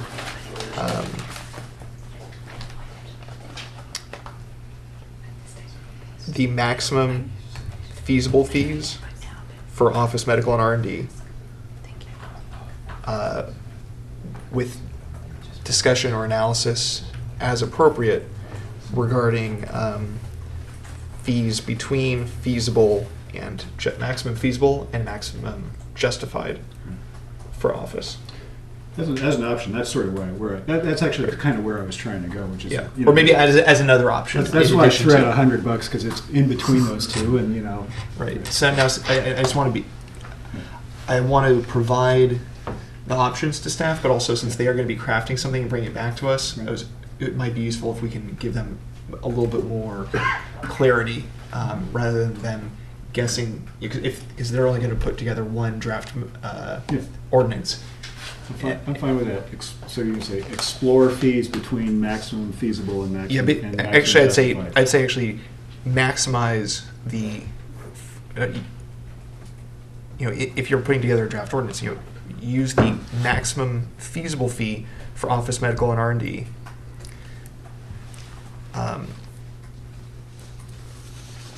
Reduce the single family. Well, hang on, time out. I want them to look above. Okay, right, Maximum feasible. that too, but that it should at least, I would say basically that the floor would be the maximum feasible for office. Mhm. You already mentioned in the motion about maybe reducing the fees or at least inverting the ratios between commercial versus residential. So if you compare the two, that the office would be more, commercial would be higher fees, residential would be lower fees by comparison. And then also, yes, exploring fees between maximum feasible and maximum justified, so that we can have a better understanding of what that would entail. I see. Councilmember Sherman. I would vote for the motion. I guess I'm not excited about giving you a number and say, oh, raise the fee to 120 per square feet, because I'm not sure what that works out to. But perhaps for each of the Councilmember Wolbeck has suggested a range, right? Well, I'm the fine. range, I'm fine with having the staff look at a range as opposed to a specific. but it would be somewhere in the hundreds of dollars. My main concern is that the ratio of commercial to residential shifts from where it is now. That it be a substantial fee, because we know that building housing helps Palo Alto's biggest issue. And I wonder if I could just substitute or add a couple words, either a fee or inclusionary housing. So if someone wanted to build an office building and say, well, I'll build housing as part of it. Right. That would As long be, as the material amount, sort of not 2 corporate apartments for visiting executives, right? that's right, yeah, there's some ratio that would make a difference of the jobs they're adding. Because I think as part of a project, they could probably build for cheaper than a very high fee. And we would have trouble with a very high fee because we'd spend it all on property. So there's a benefit to having inclusionary in here. I accept that. I accept that too. Can I make Who's- sure that I Hillary- understand poor the Hillary has to motion? scribe all this, right? Let me see if I understand. So the committee's direction is to revise the recommendation to increase the fees for office, allowing for the potential that an office developer may wish to construct units instead of paying the fee. In the revisions, consider whether we can get to a ratio of twice as much for office per square foot as for residential. Consider the maximum feasible fee rather than the current recommendation for office, and consider the extent to which we can go above the maximum feasible fee to something between that and the maximum justified fee. Mhm. Bring back a draft ordinance, outreach to those who are present today and anyone else who may be interested, so we come back to the committee with a fuller sense of what all the issues are. That sounds great to me. And Guys okay with that? I would, the one part of this I'm not comfortable with is 2 times office versus residential. I think a better balancing and higher than residential, but 2 times is, I think, a little stiff and potentially problematic. So if we could have staff look at this and see what they could do to better balance the impact fees where residential's not carrying the higher load per project at least. Would you consider that as an amendment? How would you offer it as a? You know, as I think about it and see what, you're the author of it, right? This- No, you authored it. Well, that's the idea, right? I'd like to know what a scenario looks like that has that ratio, right? Which is not the same as, you know, I want to see an ordinance with that in it, right? So then even what if the ordinance comes back and says 20% higher, right? I'd still like to sort of understand what a 2-to-1 scenario looks like too. I mean, Well, my thinking is, you know, right now, yeah. you want to build housing, which is what we need, and you have this fee. Affordable housing. He wants to build all housing. I want to No. build affordable housing. Right? Any housing, yeah. And you say, oh, because you're building housing, you have to pay a fee for more housing. Mhm. When you look around and you say, gee, our problem is we have all these commuters who can't live here. So why should I be penalized for building housing? Why is my fees higher than that? So either you can raise the commercial fees way up, Right. or you can drop Mhm. the fees on housing, Right. because, you know, you want to incentivize housing. It solves Palo Alto's biggest problems. Could I? So just by The problem with lowering, dropping them on housing is Right. that you're moving, I mean, it's the issue is housing versus housing, right? Affordable housing versus market rate housing. So I want to be careful we don't have the unintended consequence of moving money from affordable housing back to market the rate housing. legislative analyst office just came out with a report today, and they said, they've done a study of California cities, and they say where you have regular market housing, Mm. you tend to create more affordable housing Okay. than communities that don't, even though they have higher. Because you prevent Housing fees. the rings of gentrification, essentially. Well, yeah, there's more housing, and so prices of the low income don't go up so fast. So can I offer maybe a compromise here, which is instead of the double number, just to say to have higher fees on commercial than on residential in order to incentivize residential development over commercial development. Can you please differentiate between office and retail? Yeah. I actually think it should be for all commercial, but I understand that it's not going to be a popular position, so I'm okay with differentiating between office and other commercial. So Instead we of had a just- greater than over there and a 2x here. What do you think? Instead of greater, if you said substantial. Yeah, I would- substantially enough greater to provide an incentive. Yeah, so it That's could the be point. 30%. It could be, instead of could be 100%. three, or it could be 30 times. You know, it's about providing one more measure of incentive. Mm.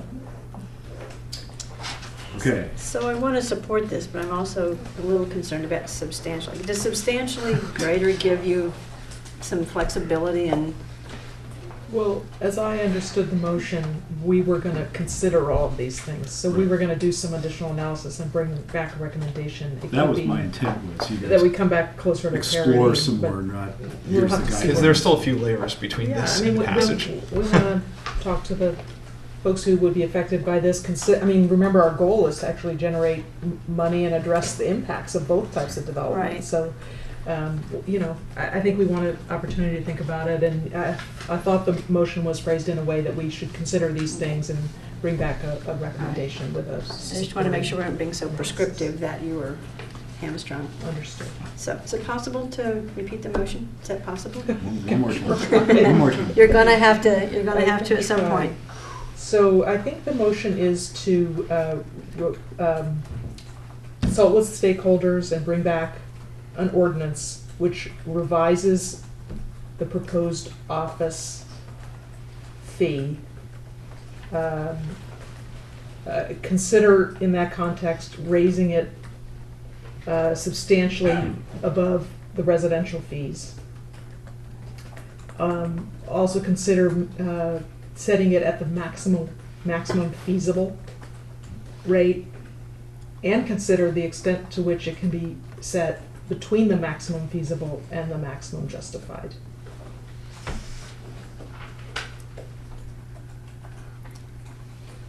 Does that sound right? Okay. I realize that the folks that came out to see this tonight are sort of, this is not what they expected, I understand. But No, we you know, did expect it, actually. Yeah, Really? kind of expected it. We knew what was going to happen. Yeah. But, I mean, I think the central issue that we got to grapple with is what do we want here, right? And if something bears a social cost that's not met, right, that can't be the right direction to go. I mean, surely the issue is we want the impact fees to cover the impacts, right? So, all those in favor? Motion passes. One request, if I might, Yeah. is when you come back, some of the tables could bear a little clarification in terms of understandability. Oh, one other comment, by the way. Very, very minute. On page, I forgot where it was. See the price of the home price in Palo Alto has increased by 259%, right, since 2010. Yep. I don't believe that's true because I have what's probably an average home in Palo Alto, and it hasn't got. It was not worth 900K in 2010. So I worry about using Trulia because Trulia is only like 8 or 9 years old to begin with anyway. So I'm not sure about their data, right, especially early on, right? Jack commented that's exactly right. Okay. Yeah, It's in the But staff. actually is kind of I a don't doubt question it. that I had for you. I mean, we could clearly chase data on this for the rest of our natural lives and never really bring anything back to you. That's why it's not in the motion. Yeah, our assumption is that we're going to keep moving with the best available. Yeah. To the extent that you have questions or ideas about other sources, we could consider them, but I'd like to just keep rolling forward on this. Thank you very much. Thank you very much for hanging out with us. Thank you to our guests here tonight. Next order is number 4, approval and amendment by adding a management analyst and development services division. Are there any public speakers for this item? Now that it's ordered. Oh, yes.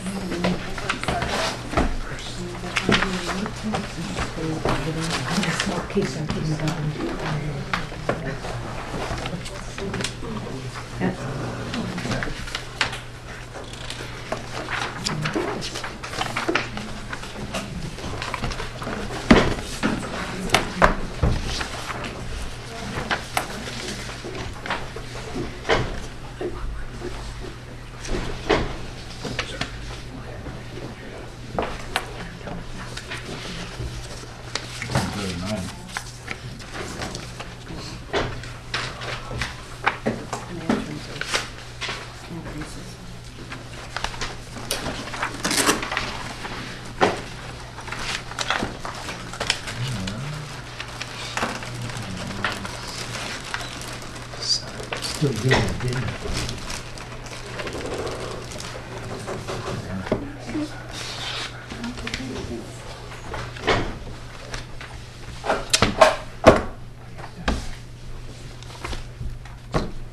Thank you. Please, you know what? We're lost my quorum here, so maybe we should wait 2 minutes. Well, Goodness.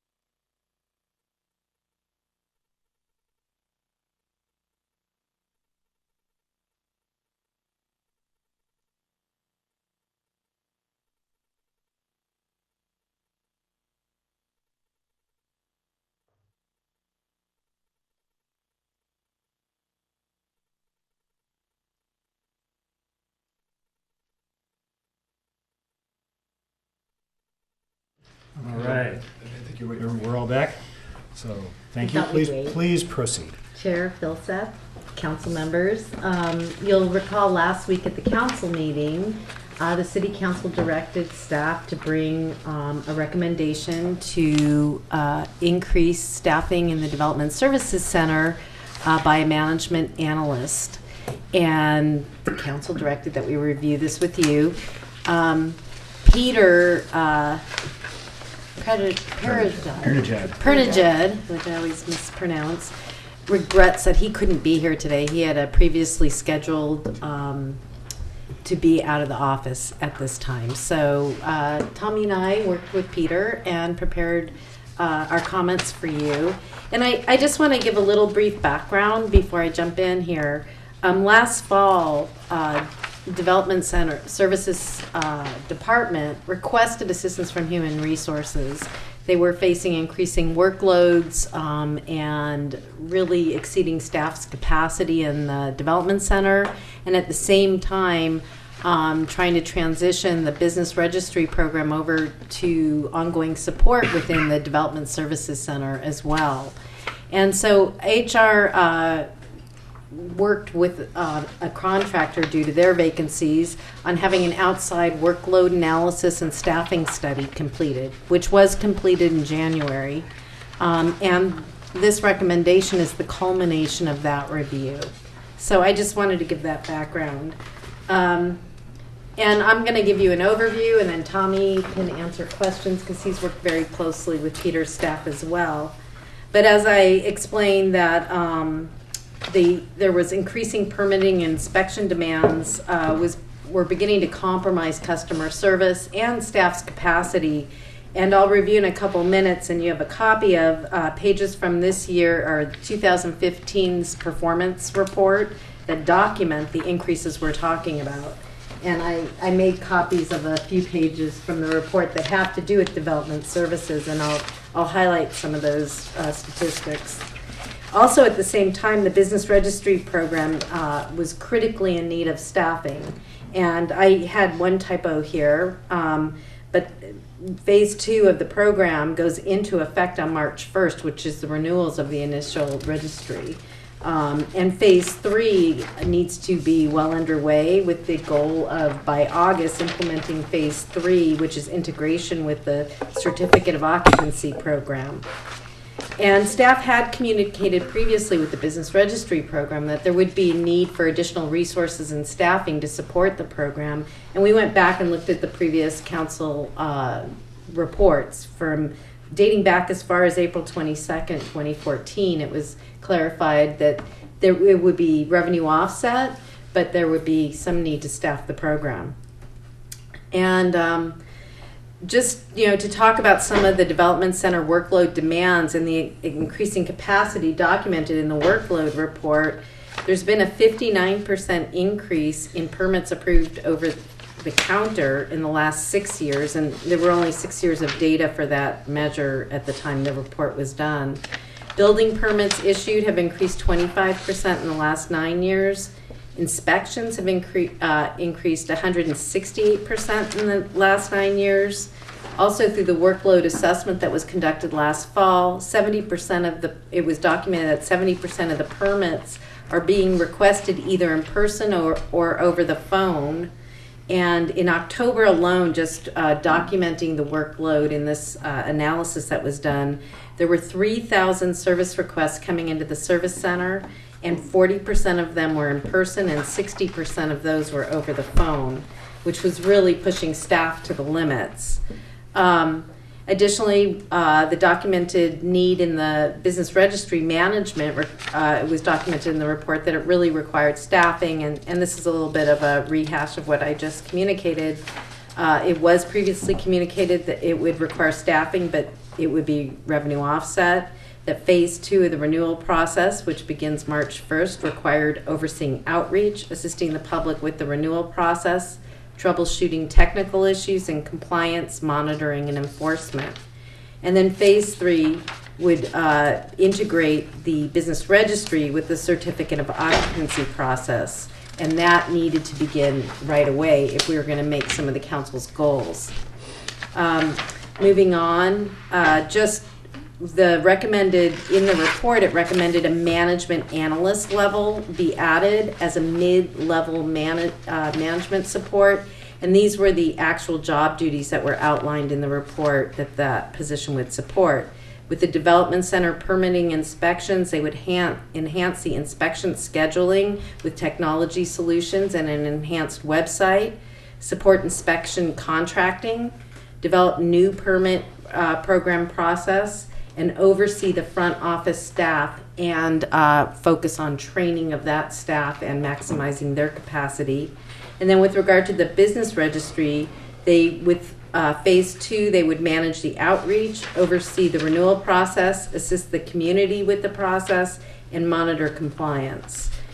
Phase 3, they would be integrating the certificate of occupancy program by developing procedures, modifying the current Acela technology we use, and implementing the integrated process. So these were specifically called out as job duties for this dedicated position. And then just to summarize, the position would really be dedicated 50-50, one to the Development Service Center, and then on the other half to the Business Registry implementation and enhancement. It would be a fully revenue offset position through a combination of fees for permitting, which they're currently doing the analysis on right now, and the other half through the Business Registry fees. The annual cost of the position, including benefits, is $164,000. Through the balance of this fiscal year, it's $53,224. Depending on our actual implementation, this was based on a March 1st implementation, and we're now a bit delayed. There's no need for a budget enhancement this year because the current budget authority could support that. And staff support really is critically needed for March 1st to really support the process. And existing staff just cannot currently, support the level of activity that's going on there now. And it's, I think staff really did this right in trying to analyze the demands of our, as we have increased workload demands, revenues increase, and need to support those demands increase. So we're here to answer any questions. Tommy definitely is much more familiar with the business registry process than I am, and that's the conclusion of our presentation. Thanks very much. Questions? I'll start with one. So, the responsibilities of this person you had here, and I saw it here, what was it? Okay, there we go. So is this person, it's not clear, so is this person going to be the one that integrates the business registry with the use and occupancy permit? Getting out of the shoe boxes and... So this person would be the program manager for the business registry, as well as leading the effort, which is really an interdepartmental effort in order to integrate the UNO with the business registry. So this person would be leading that exactly. integrating effort. Okay. And so the renewal process, it seems like a lot of the heavy lifting has been done. I mean, you've been in charge of a lot of the heavy lifting. And I think you said at one point that we're like 98% response? I think it's closer to 93%. 93%? At the moment. Mm-hmm. Okay. More doors to knock on, or toes to step on, one or the other. And so the renewal process, just kind of get an idea of the level of staffing. So the renewal process, I understand there'll be new businesses that come and other businesses will go. But do you anticipate that renewal will be a whole lot easier than getting people to register to begin with, or not? I do think there'll be a number of challenges in terms of the renewal. I think it should be pointed out that this is our first renewal process, and it includes some key changes to both the technology itself, as well as some new exemptions, and essentially a new infrastructure for communication built on the existing businesses, along with those new businesses we're able to discover, and those who have moved out or closed during this past year.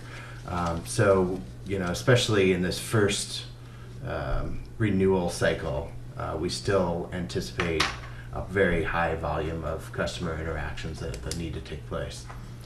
And correct me if I'm wrong here, but I think the rate of fee with the businesses was that this was to be a revenue neutral with them. So is this still calculated on the mix between development services support that this person provide and business registry? Is it still revenue neutral to the business, for Yes. the businesses and the business registry side of it? Yes.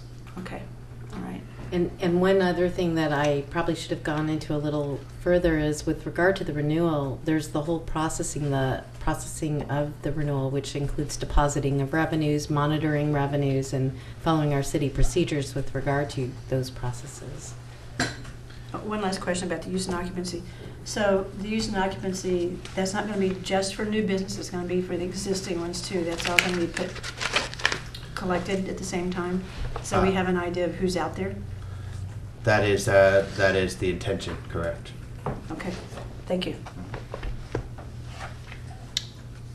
Questions? Councilmember Schmidt. If I just look at the total first year of the department, it comes out to about $240,000 per employee. We don't have a way of tracking that over time, but this sounds like cost is going up. Our previous session, we talked about fees, impact fees and costs. This is a cost, direct cost on building. Both And they're doing that analysis right now to make sure they're doing full cost recovery as well. Well, because I'm concerned the other side of it. Are we discouraging house building, house fixing? Are the fees getting so high that people say, oh, I'm not going to play around with my house? That's some point of order that's not on the agenda. Yeah, I think that was Well, our and last those agenda will item. come back to you. They're doing the same impact fee analysis right now, and they will be coming back to you, and that can be analyzed and reviewed as part of that analysis. I think the point is that here that this position would be part of that support and issuance of the permit fees. Well, this position is primarily for the commercial, for business registry, right? It's 50-50. Oh, it's 50-50. It's going to support the front office counter with overseeing the staff there, looking at opportunities to enhance our website, to enhance, online permitting process, to optimize that and our inspection process, Yeah. and then 50% on the business registry. Yeah, my concern is just we want to keep track of expenditures, and adding full-time staff with full overhead and stuff is a step toward expansion. And I want to make sure that we're keeping our eye on being efficient and effective. And I hear exactly what you're saying. The only challenge is as the demands increase, we have to staff that demand. We're charging fees. We should make sure our fees are fully recuperating the costs. But we definitely need to be able to staff the demand and respond. In October alone, we were having 17 calls dropped a day in the center just because there wasn't staff that could get to the calls quickly enough. Yeah, the question is day. council increasing the demand by laying on new requirements? Yes, we are. Well, We we should- wanted to make sure that we did a thorough analysis of the demand, and I feel like the report that was done really documented the demands being put on staff, the customer service level we're providing. And I just want to say, at the time we were doing this, we had a transition in HR, so I was filling in as a lead in much of that, and really requested we do this right, and make sure we were clear on our needs in that operation. And so, we are coming to you with that data. So one last question. Is the council doing its job? Or are we the ones increasing the demands? It depends how you look at it, right? You may be doing your job by There's 9 of increasing us, the right? So demands. that's- Ready for motions? Let's see.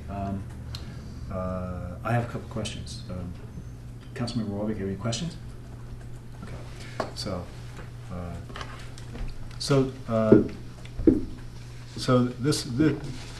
this position goes under management professional. Is that the right category? So the 2016 operating budget has the total management professional is 217.4 headcounts. Do you know what the actual is? That's budgeted. Do you know what the actual is? I don't have the data in front of me, but I think we can run anywhere between 40 and 60 vacancies out of the 1,040 employees budgeted. So 40, so this is the fifth of that, so you're probably looking at 5 to 10 or something like that. Okay. And this is in Peter's group, and Peter's budgeted for 41.7 people in his group. You don't happen to know offhand how many there are actually there right now? I don't. You know what? When the report was done, I knew because it was in the report. They were just filling 2 of the front desk positions, refilling them. And that's another thing. They've had really high turnover in those positions because of the excessive demands. And so I don't have that. I think we run about a 6 to 7% vacancy factor throughout the organization. So that means the cost per actual staff is higher than 2. I suppose that's right, 6 to 7% higher. So thank you for this. I think we all get this. We all understand. I think Peter knows what he needs, and we get faith. What I think is really important is the long-range financial forecast. Okay. Says that next year's expenditures are going to be $187.1 million. Okay. And that headcount is going to be flat from 2016 to 2017. That was one of the assumptions of the forecast. I think it's very important as we head into what may be a belt-tightening year that, we stick to that. Right? And so I get the value of and the need for this kind of person, right? But the need isn't the only thing, right? Because it's possible to need something and not be able to afford it, right? So I think to the extent that, what I'd really like to say is as long as that department can stay, at current headcount, right? This is fine, right? But the department shouldn't grow. But it may be that, actually, it's more important to have this person here than somewhere else, right, in community services. And I don't want to make that call, right? So I think the most important thing is that if this happened, if we say okay, then part of the caveat of that is, we still need flat headcount of 217.4 people in management professional in 2017, and we got to hit the number of $187.1 million in expenses for next year. Right? So Sure, that's Phil, how can I I would address look that at for a it. Yes, second? please. Yes, please. So I just want to share this, and I emphasize this is a revenue offset program that is demand based. Yeah, I understand that, but let me sort of interject. I get that, but a little bit of that is sort of this hand, that hand kind of stuff, because that revenue is already built into the revenue expectation of 2017 of 186.9 million, right? So it's still sort of... No, as we build and we bill more permits, or, that revenue is going to increase, we're also reassessing what the fees should be and making sure we're including all costs of staff. So it will fluctuate with the demand. So as you have increasing permitting, as you have increasing participation in the business registry program, I do not anticipate that the long-range plan took that into account.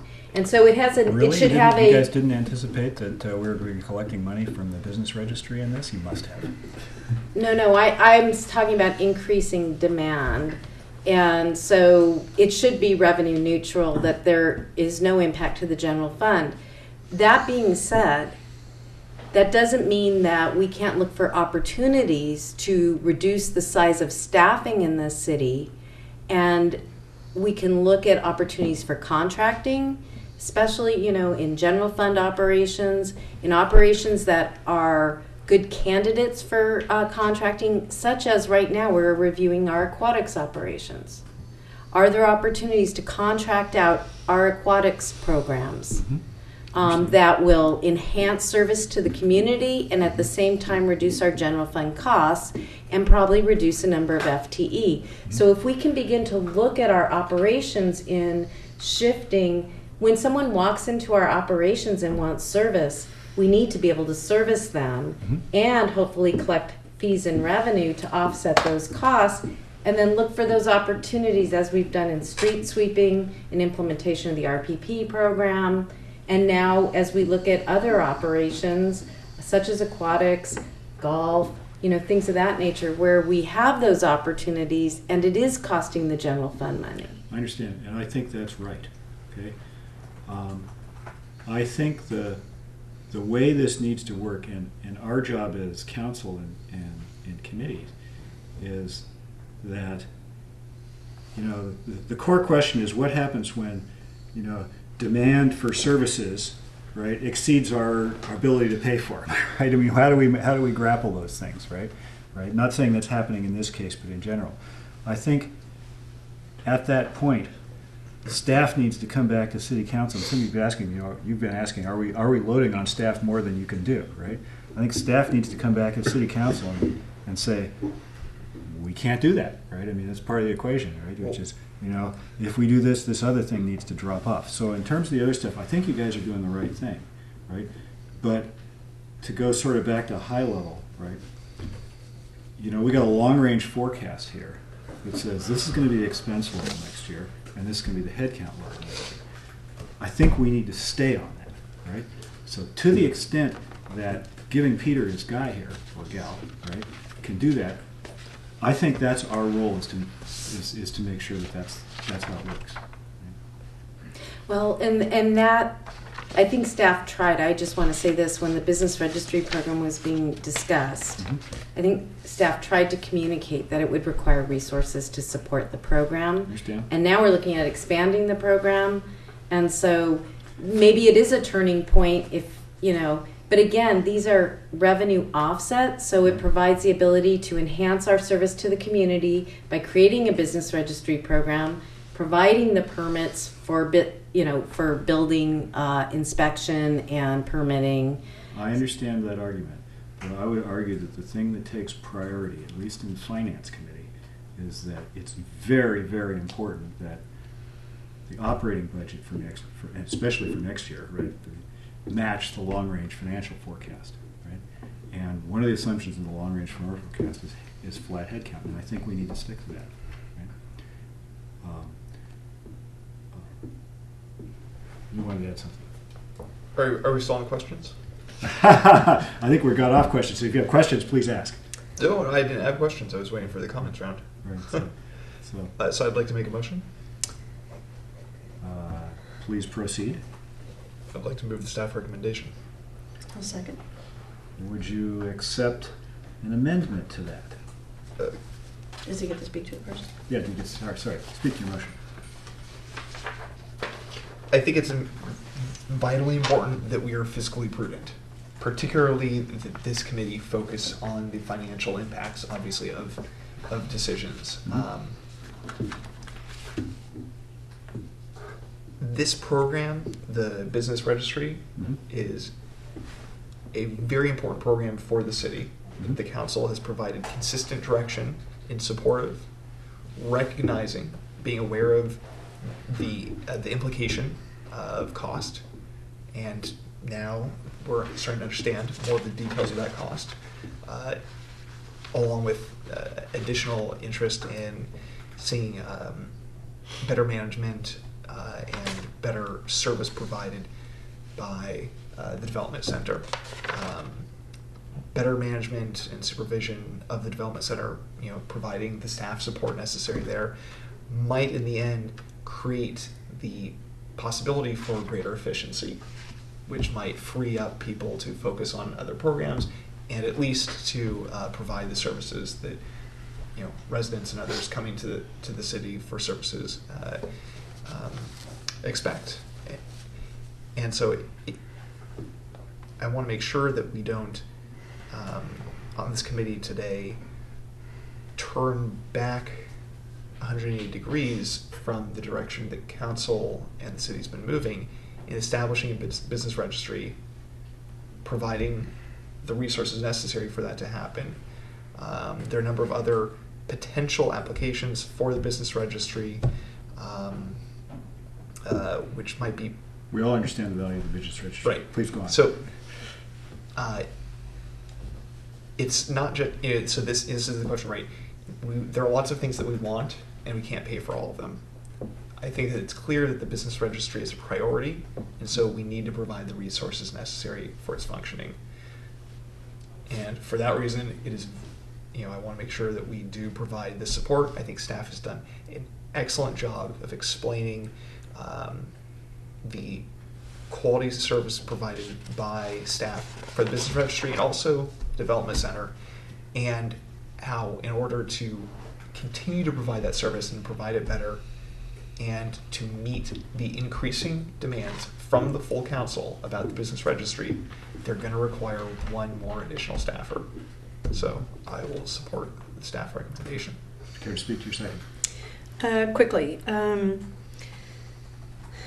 won't repeat other things that have been said about the importance of the business registry and being able to meet request demands.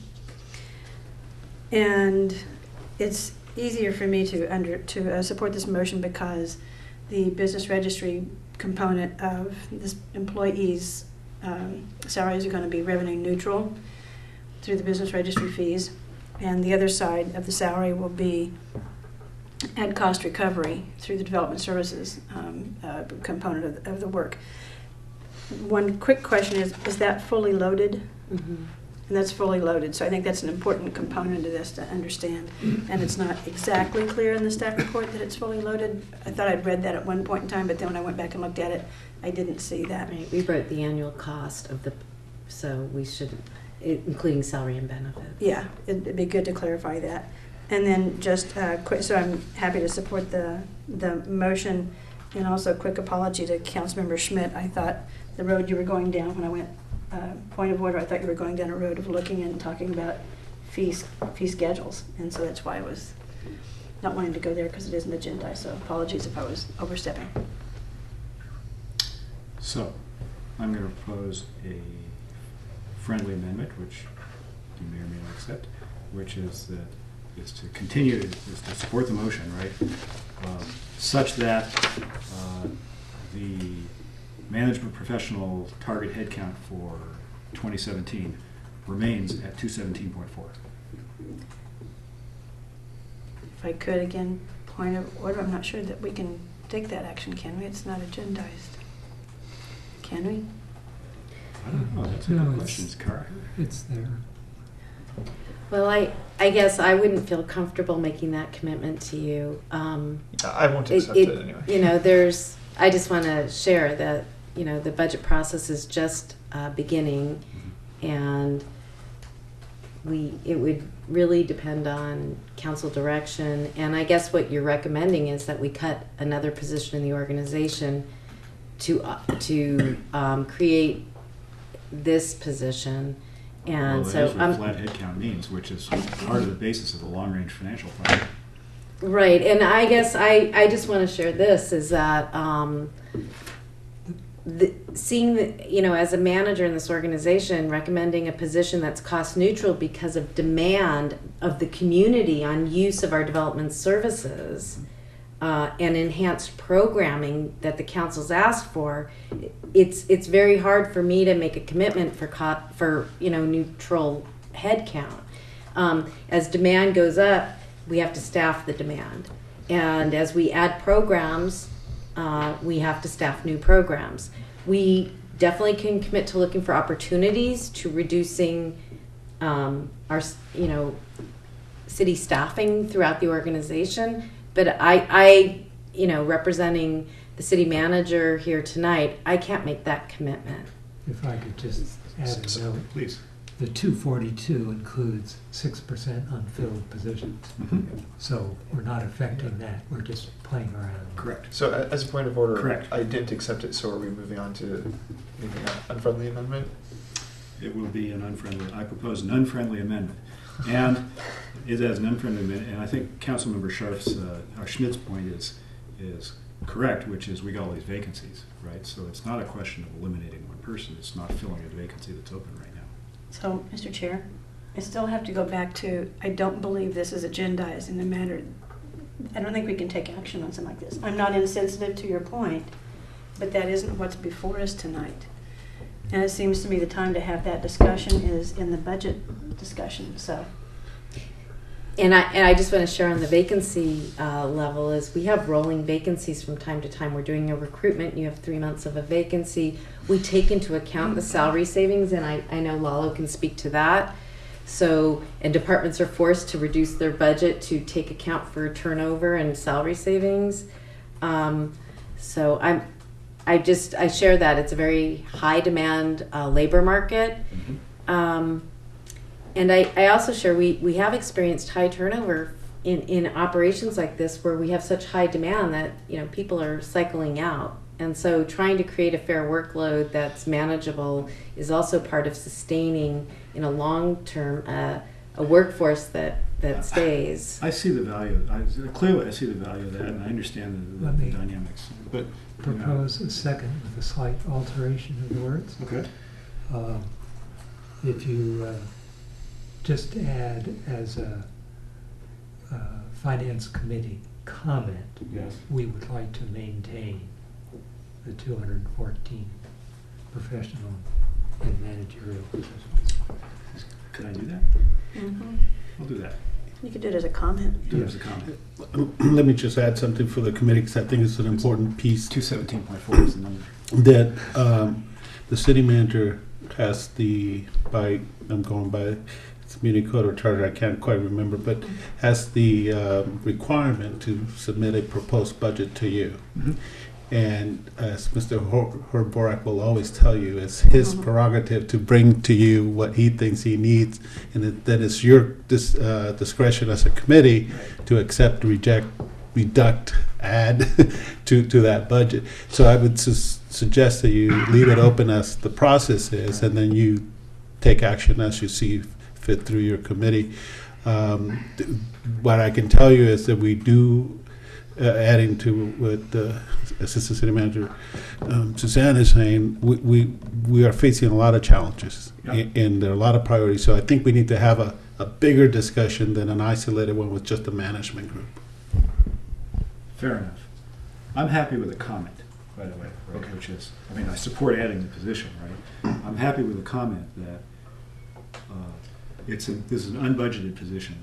It's important that it fit in the context of the long-range financial plan, which calls for flat headcount and a specific expenditure level, right, for 2017. Okay, so I second that. Actually, let me ask you, do you accept it as a friendly amendment, as a comment? I already declined. Okay. All right. Unfriendly amendment is to add a comment. All those in favor? Motion fails. Main motion. On the staff recommendation, all those in favor? Aye. Okay.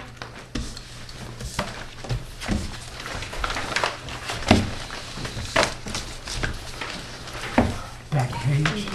Let's see. What is next?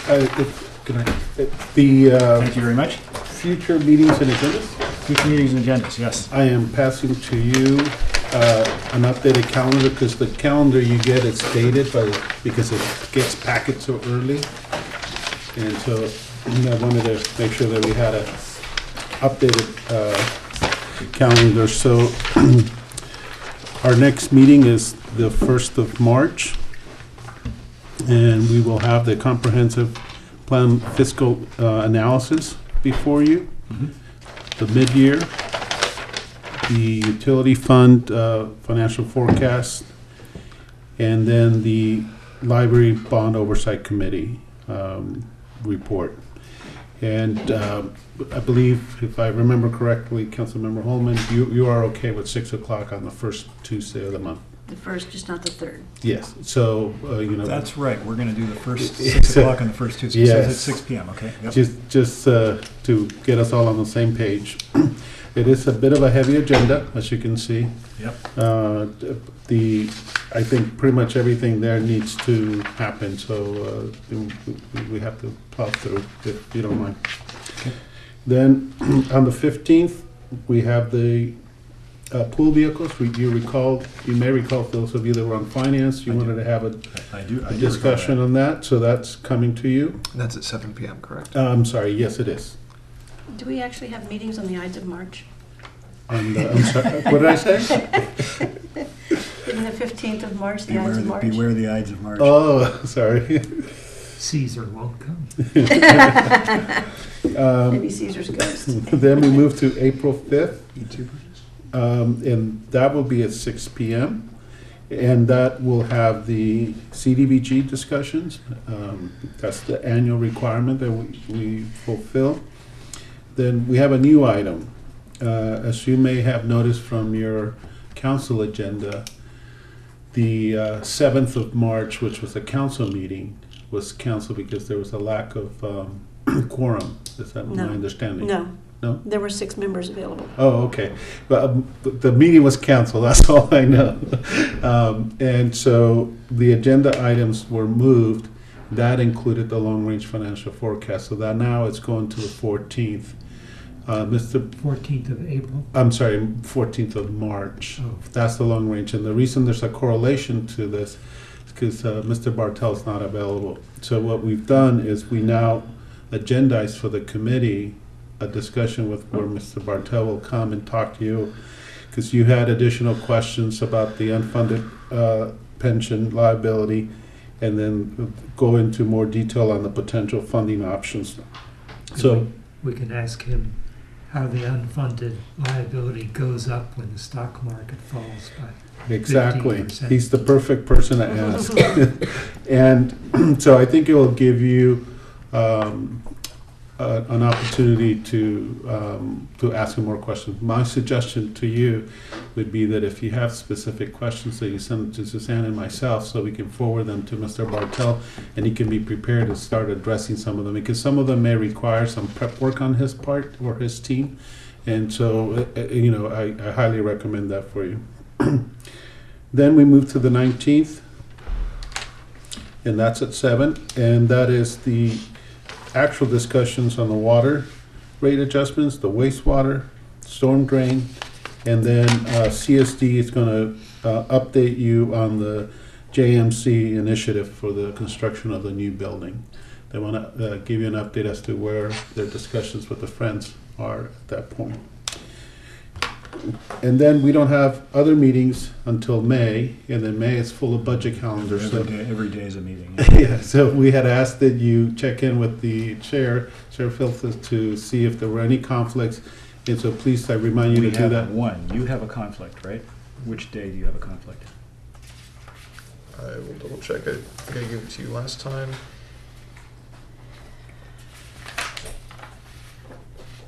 Here's the calendar if it helps you for May. Well, yeah, the 12th. The 12th. Okay. But as I mentioned in the last meeting, I probably will not be available for the 12th. The 12th. Alto, do you know the date the budget will be presented to the council? We are right now agendized tentatively for the 13th and 20th. As you may recall, we have a two-step process. In April. I'm sorry. Presented to council Yeah.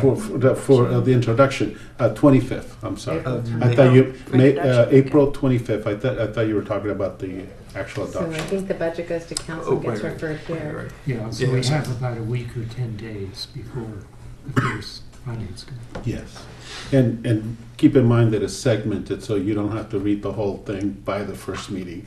So you'll have a chance to catch up as you go forward. But it's nice to have the performance report available. Yes. So my recommendation is that, because there's so many pieces to this, that as long as you have a quorum, you continue.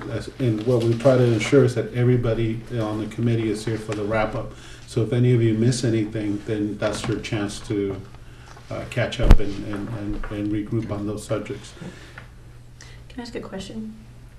About the CIP? Yes. When's that going to Planning Commission, then coming to council? We've tried to get that a little earlier.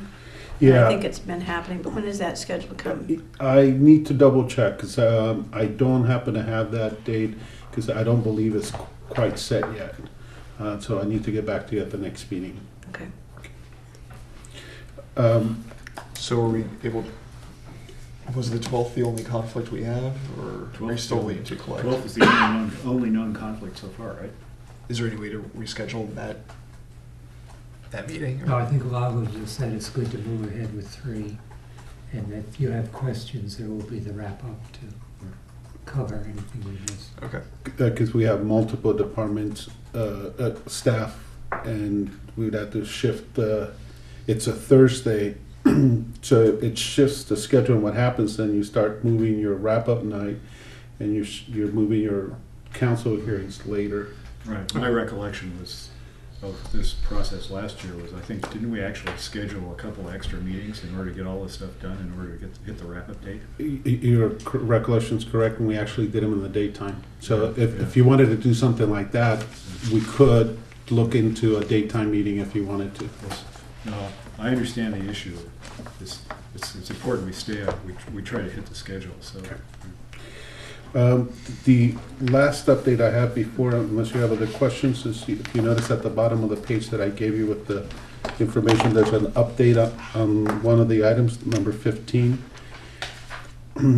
Now that will be part of your council meeting of April 18th as part of the public art master plan, so it will be covered in that area. And we're still working on the others. That's all I have. Okay.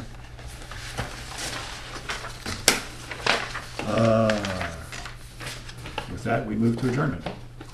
Thank you very much for staying so Thank late. you. And Yeah, that was a big meeting. it was a long meeting. So we're only the second one in. We missed the two-hour limit, only the second one.